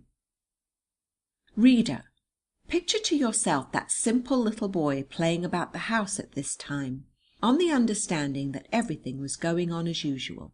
Have not his toys acquired a new pathos, especially the engine she bought him yesterday? Did you look him in the face, Mary, as you gave him that engine? I envy you not your feelings, ma'am, when with loving arms he wrapped you round for it. That childish confidence of his to me, in which unwittingly he betrayed you, indicates that at last you have been preparing him for the great change, and I suppose you are capable of replying to me that David is still happy, and even interested. But does he know from you what it really means to him? Rather, I do believe you are one who would not scruple to give him to understand that B, which you may yet find stands for Benjamin, is primarily a gift for him. In your heart, ma'am, what do you think of this tricking of a little boy?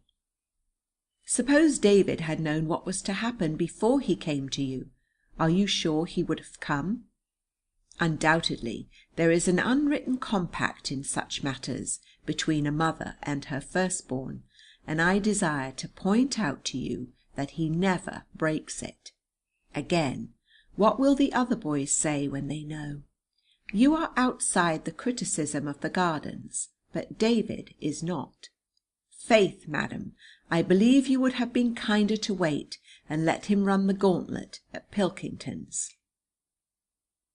You think your husband is a great man now, because they are beginning to talk of his foregrounds and middle distances in the newspaper columns that nobody reads. I know you have bought him a velvet coat, and that he has taken a large, airy, and commodious studio in Mews Lane, where you are to be found in a soft material on first and third Wednesdays.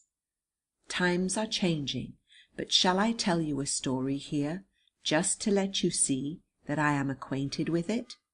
3 years ago a certain gallery accepted from a certain artist a picture which he and his wife knew to be monstrous fine. But no one spoke of the picture, no one wrote of it, and no one made an offer for it. Crushed was the artist, sorry for the denseness of connoisseurs was his wife, till the work was bought by a dealer for an anonymous client, and then elated were they both, and relieved also to discover that I was not the buyer. He came to me at once to make sure of this, and remained to walk the floor gloriously as he told me what recognition means to gentlemen of the artistic callings. Oh, the happy boy! But months afterward, rummaging at his home in a closet that is usually kept locked, he discovered the picture there hidden away. His wife backed into a corner and made a trembling confession. How could she submit to see her dear's masterpiece ignored by the idiot public, and her dear himself plunged into gloom thereby? She knew as well as he, for had they not been married for years, how the artistic instinct hungers for recognition, and so with her savings she bought the great work anonymously and stored it away in a closet.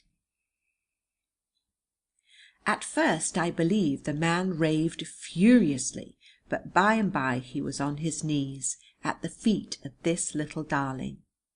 You know who she was, Mary, but, bless me, I seem to be praising you, and that was not the enterprise on which I set out.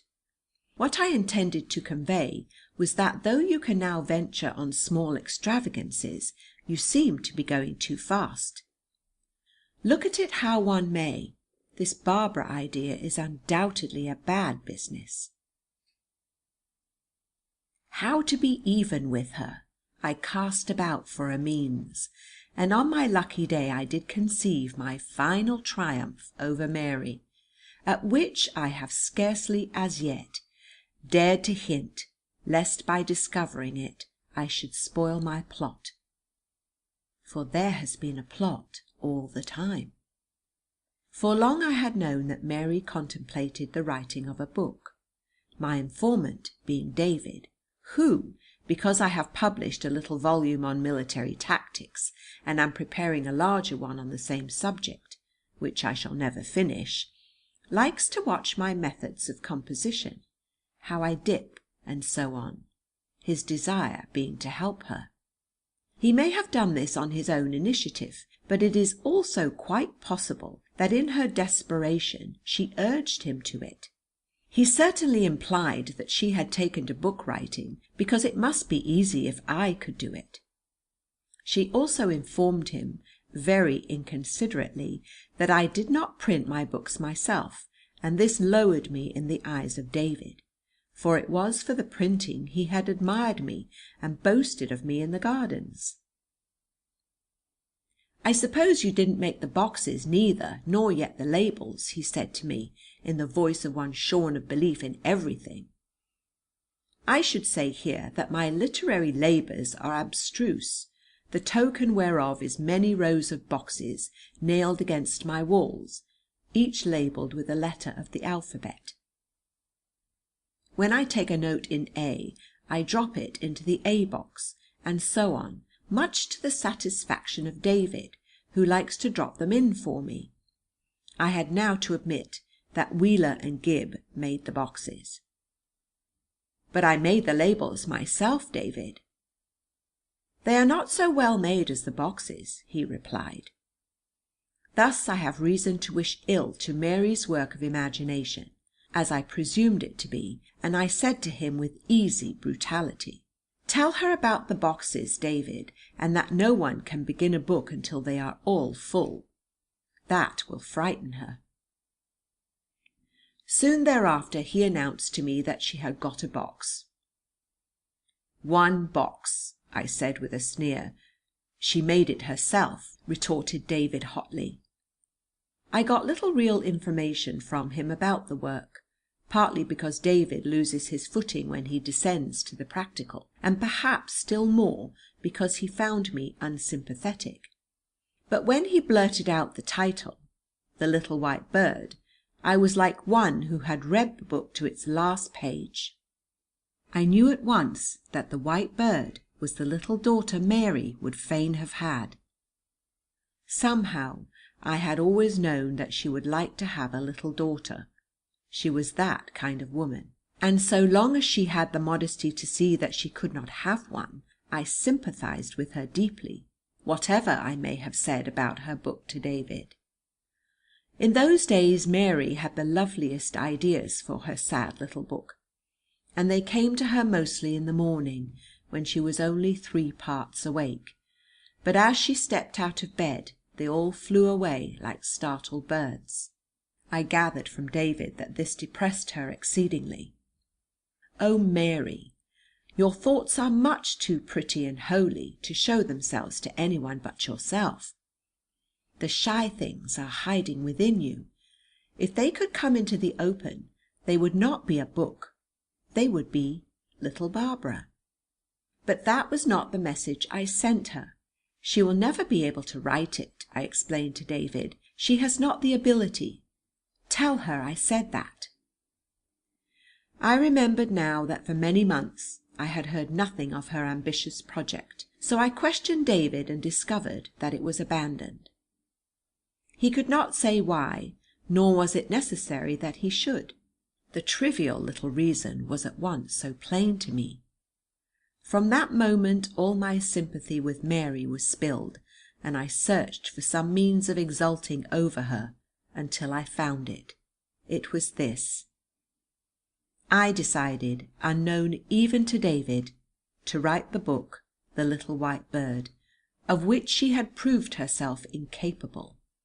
And then, when, in the fullness of time, she held her baby on high, implying that she had done a big thing, I was to hold up the book. I venture to think that such a devilish revenge was never before planned and carried out. Yes, carried out, for this is the book rapidly approaching completion. She and I are running a neck-and-neck race. I have also once more brought the story of David's adventures to an abrupt end. "And it really is the end this time, David," I said severely. I always say that. It ended on the coast of Patagonia, whither we had gone to shoot the great sloth, known to be the largest of animals, though we found his size to have been underestimated. David, his father, and I had flung our limbs upon the beach, and were having a last pipe before turning in, while Mary, attired in barbaric splendour, sang and danced before us. It was a lovely evening, and we lolled manlike, gazing, well content, at the pretty creature. The night was absolutely still, save for the roaring of the sloths in the distance. By and by Irene came to the entrance of our cave, where by the light of her torch we could see her exploring a shark that had been harpooned by David earlier in the day.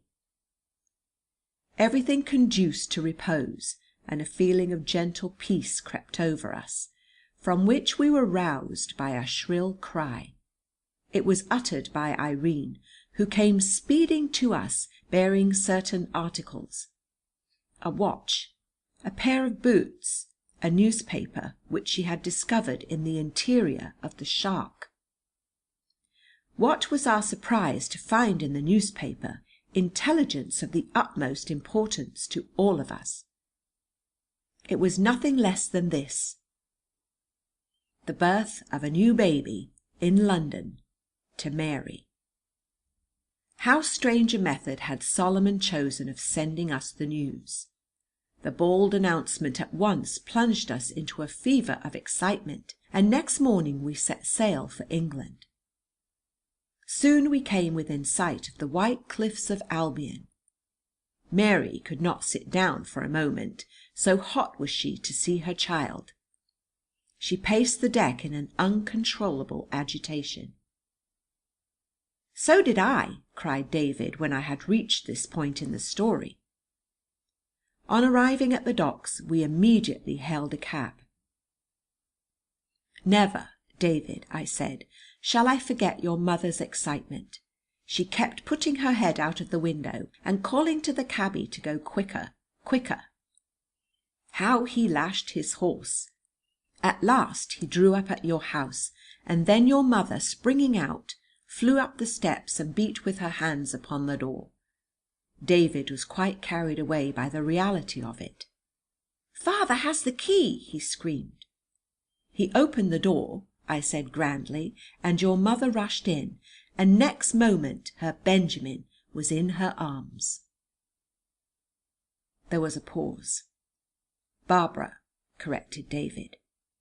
"Benjamin," said I, doggedly. "Is that a girl's name?" "No, it's a boy's name. But mother wants a girl," he said, very much shaken. "Just like her presumption," I replied testily. "It is to be a boy, David, and you can tell her I said so." He was in a deplorable but most unselfish state of mind. A boy would have suited him quite well, but he put self aside altogether, and was pertinaciously solicitous that Mary should be given her fancy.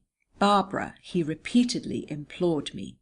"Benjamin," I replied firmly.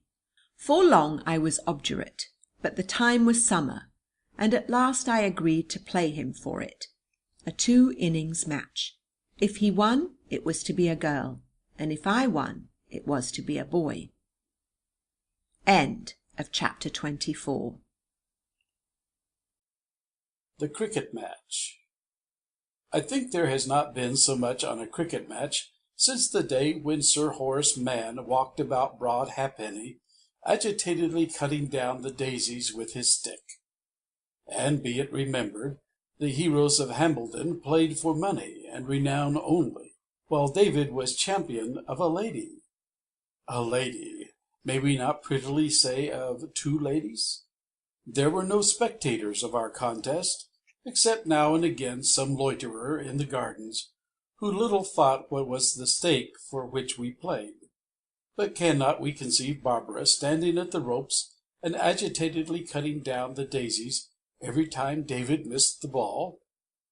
I tell you, this was the historic match of the Gardens.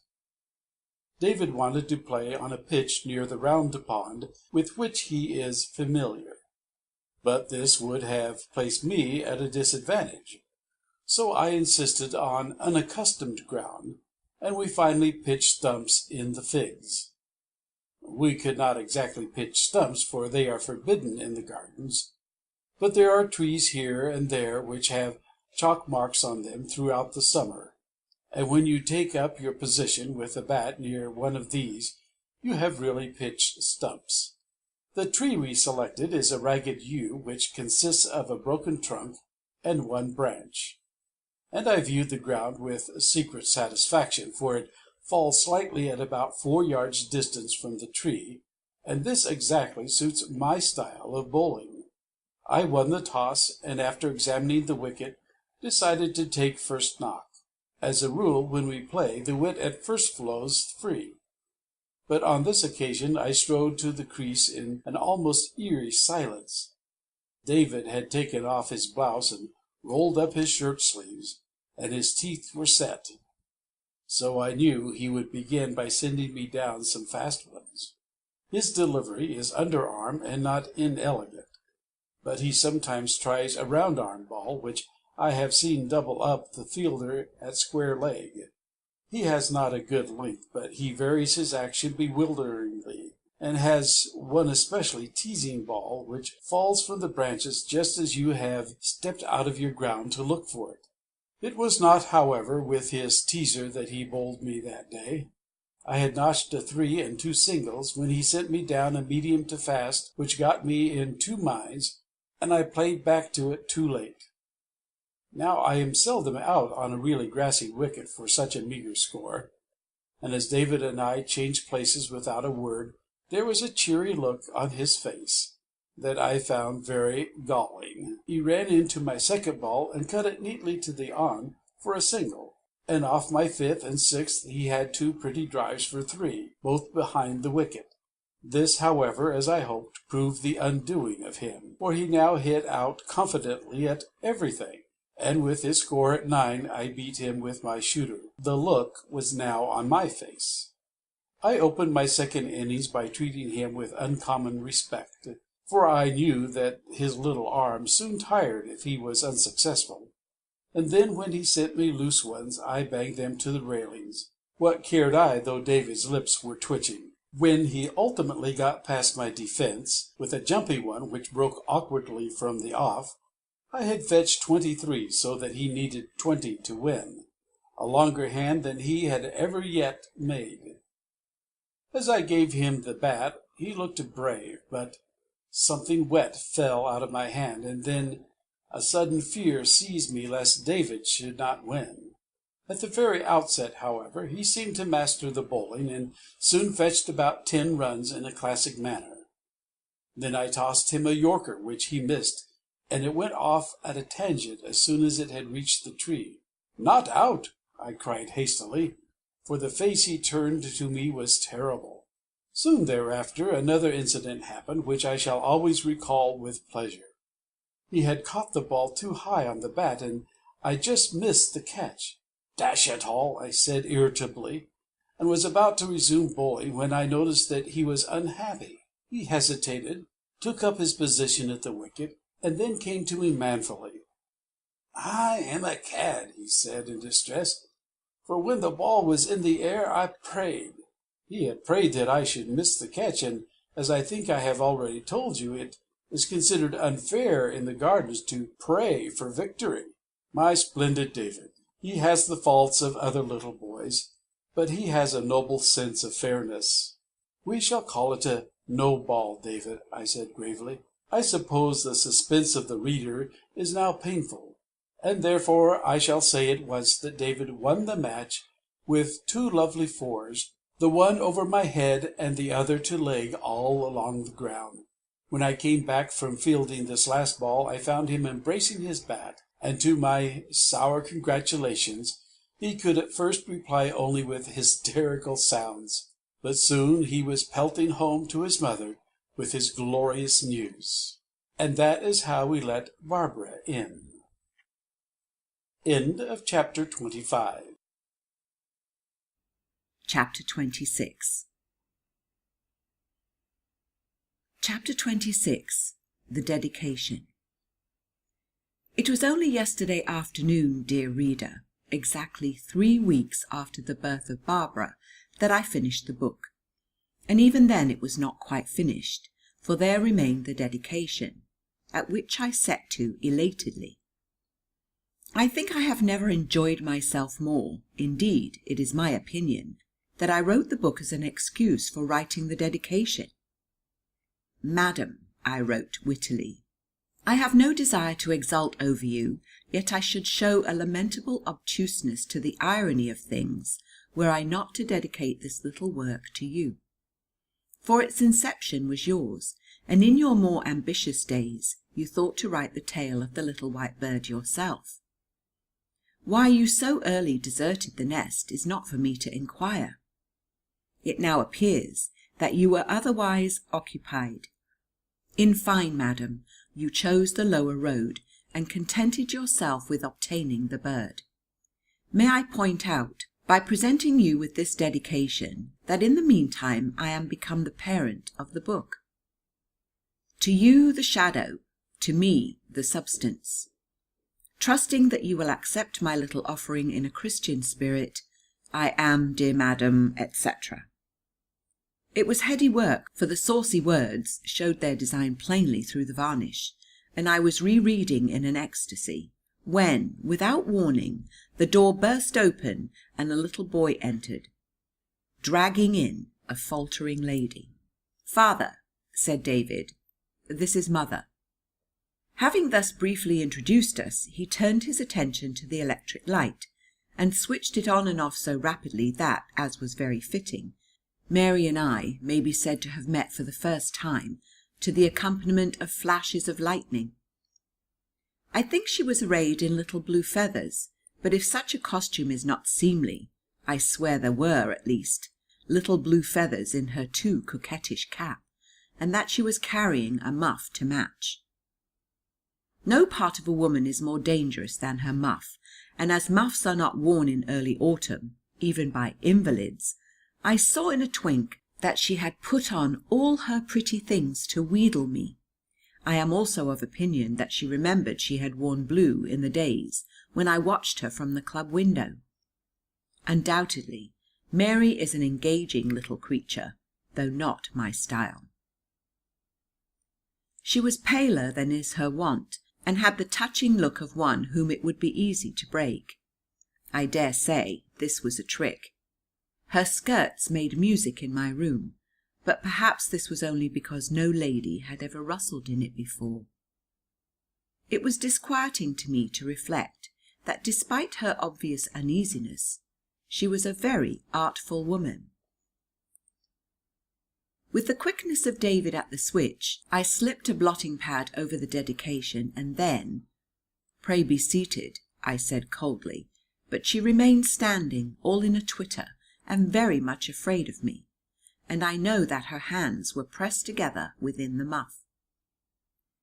Had there been any dignified means of escape, I think we would both have taken it.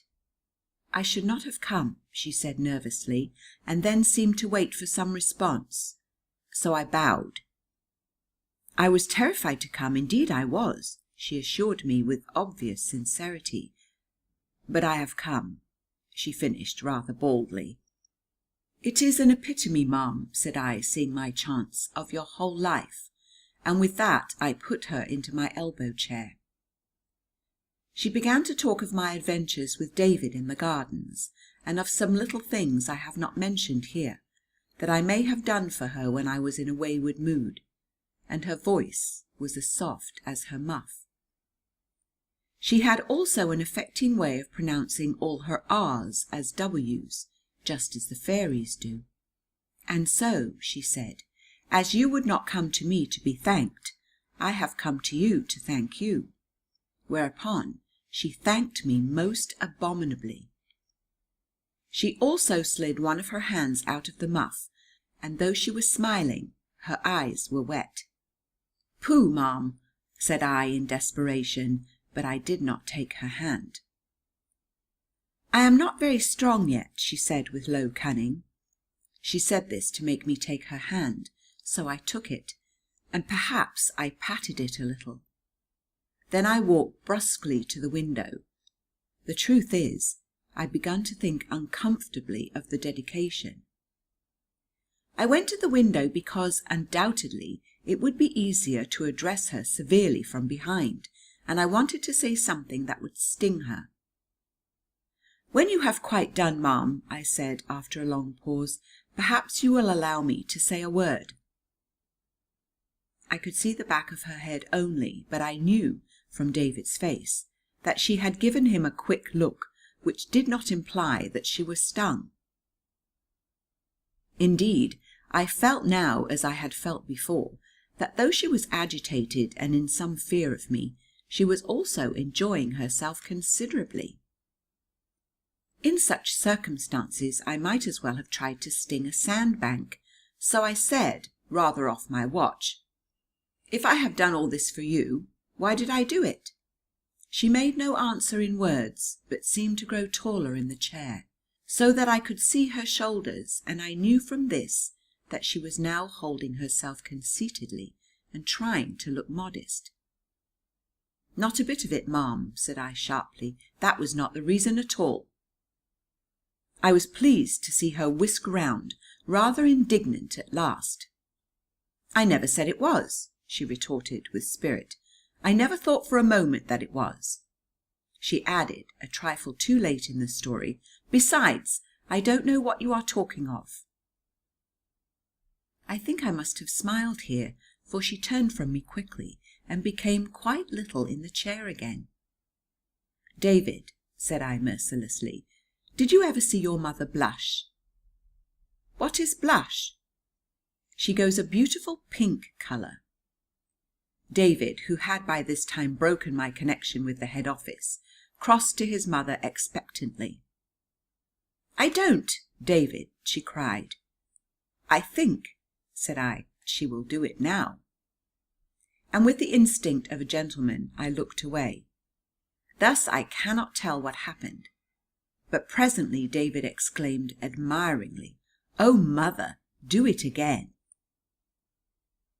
As she would not, he stood on the fender to see in the mantel glass whether he could do it himself, and then Mary turned a most candid face on me, in which was maternity rather than reproach.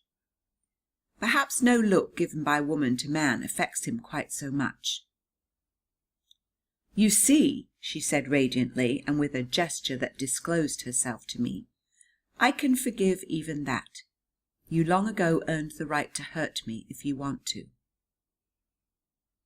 It weaned me of all further desire to rail at Mary, and I felt an uncommon drawing to her.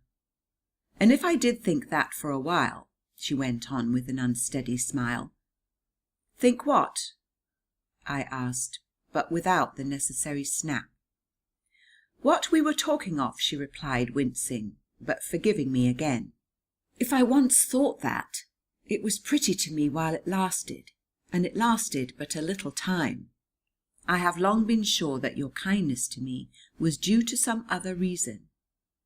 "Ma'am," said I very honestly, "I know not what was the reason. My concern for you was in the beginning a very fragile and even a selfish thing, yet not altogether selfish, for I think that what first stirred it was the joyous sway of the little nursery governess as she walked down Pall Mall to meet her lover. It seemed such a mighty fine thing to you to be loved that I thought you had better continue to be loved for a little longer. And perhaps having helped you once by dropping a letter, I was charmed by the ease with which you could be helped. For you must know that I am one who has chosen the easy way for more than 20 years. She shook her head and smiled. "On my soul," I assured her, "I can think of no other reason." "A kind heart," said she. "More likely a whim," said I. "Or another woman," said she. I was very much taken aback. "More than 20 years ago," she said with a soft huskiness in her voice, and a tremor and a sweetness, as if she did not know that in 20 years all love stories are grown mouldy. "On my honour as a soldier, this explanation of my early solicitude for Mary was one that had never struck me, but the more I pondered it now—" I raised her hand and touched it with my lips, as we whimsical old fellows do when some gracious girl makes us to hear the key in the lock of long ago. "Why, ma'am," I said, "it is a pretty notion, and there may be something in it. Let us leave it at that." But there was still that accursed dedication, lying, you remember, beneath the blotting pad. I had no longer any desire to crush her with it. I wished that she had succeeded in writing the book on which her longings had been so set. "If only you had been less ambitious," I said, much troubled that she should be disappointed in her heart's desire. "I wanted all the dear delicious things," she admitted contritely. "It was unreasonable," I said eagerly, appealing to her intellect, "especially this last thing." "Yes," she agreed frankly, "I know." And then to my amazement she added triumphantly, "But I got it. I suppose my look admonished her, for she continued apologetically, but still as if she really thought hers had been a romantic career. I know I have not deserved it, but I got it. "Oh, ma'am," I cried reproachfully, "reflect. You have not the great thing." I saw her counting the great things in her mind, her wondrous husband and his obscure success, David, Barbara, and the other trifling contents of her jewel box. "I think I have," said she. "Come, madam," I cried, a little nettled, "you know that there is lacking the one thing you craved for most of all." Will you believe me that I had to tell her what it was? And when I had told her, she exclaimed with extraordinary callousness, "The book! I had forgotten all about the book." And then, after reflection, she added, "Pooh!" Had she not added "pooh," I might have spared her, but as it was I raised the blotting pad rather haughtily and presented her with the sheet beneath it. "What is this?" she asked. "Ma'am," said I, swelling, "it is a dedication," and I walked majestically to the window. There is no doubt that presently I heard an unexpected sound. Yet if indeed it had been a laugh, she clipped it short. For in almost the same moment she was looking large-eyed at me and tapping my sleeve impulsively with her fingers, just as David does when he suddenly likes you. "How characteristic of you," she said at the window. "Characteristic?" I echoed uneasily. "Ha! And how kind." "Did you say kind, ma'am? But it is I who have the substance, and you who have the shadow, as you know very well," said she. Yes, I had always known that this was the one flaw in my dedication, but how could I have expected her to have the wit to see it? I was very depressed. "And there is another mistake," said she. "Excuse me, ma'am, but that is the only one." "It was never of my little white bird I wanted to write," she said. I looked politely incredulous, and then indeed she overwhelmed me. "It was of your little white bird," she said. "It was of a little boy whose name was Timothy." She had a very pretty way of saying Timothy, so David and I went into another room to leave her alone with the manuscript of this poor little book. And when we returned she had the greatest surprise of the day for me. She was both laughing and crying, which was no surprise, for all of us would laugh and cry over a book about such an interesting subject as ourselves. But said she, "How wrong you are in thinking this book is about me and mine. It is really all about Timothy." At first I deemed this to be uncommon nonsense, but as I considered I saw that she was probably right again, and I gazed crestfallen at this very clever woman. "And so," said she, clapping her hands after the manner of David when he makes a great discovery, "it proves to be my book after all." "With all your pretty thoughts left out," I answered, properly humbled. She spoke in a lower voice as if David must not hear. "I had only one pretty thought for the book," she said. "I was to give it a happy ending." She said this so timidly that I was about to melt to her, when she added with extraordinary boldness, "The little white bird was to bear an olive leaf in its mouth." For a long time she talked to me earnestly of a grand scheme on which she had set her heart, and ever and anon she tapped on me as if to get admittance for her ideas. I listened respectfully, smiling at this young thing for carrying it so motherly to me. And in the end I had to remind her that I was 47 years of age. "It is quite young for a man," she said brazenly. "My father," said I, "was not 47 when he died, and I remember thinking him an old man." "But you don't think so now, do you?" she persisted. "You feel young occasionally, don't you? Sometimes when you are playing with David in the Gardens, your youth comes swinging back, does it not?" "Mary A," I cried, grown afraid of the woman, "I forbid you to make any more discoveries to-day." But still she hugged her scheme, which I doubt not was what had brought her to my rooms. "They are very dear women," said she coaxingly. "I am sure," I said, "they must be dear women if they are friends of yours." "They are not exactly young," she faltered, and perhaps they are not very pretty." But she had been reading so recently about the darling of my youth that she halted abashed at last, feeling, I apprehend, a stop in her mind against proposing this thing to me, in those presumptuous days had thought to be content with nothing less than the loveliest lady in all the land. My thoughts had reverted also, and for the last time my eyes saw the little hut through the pinewood haze. I met Mary there, and we came back to the present together. I have already told you, reader, that this conversation took place no longer ago than yesterday. "Very well, ma'am," I said, trying to put a brave face on it.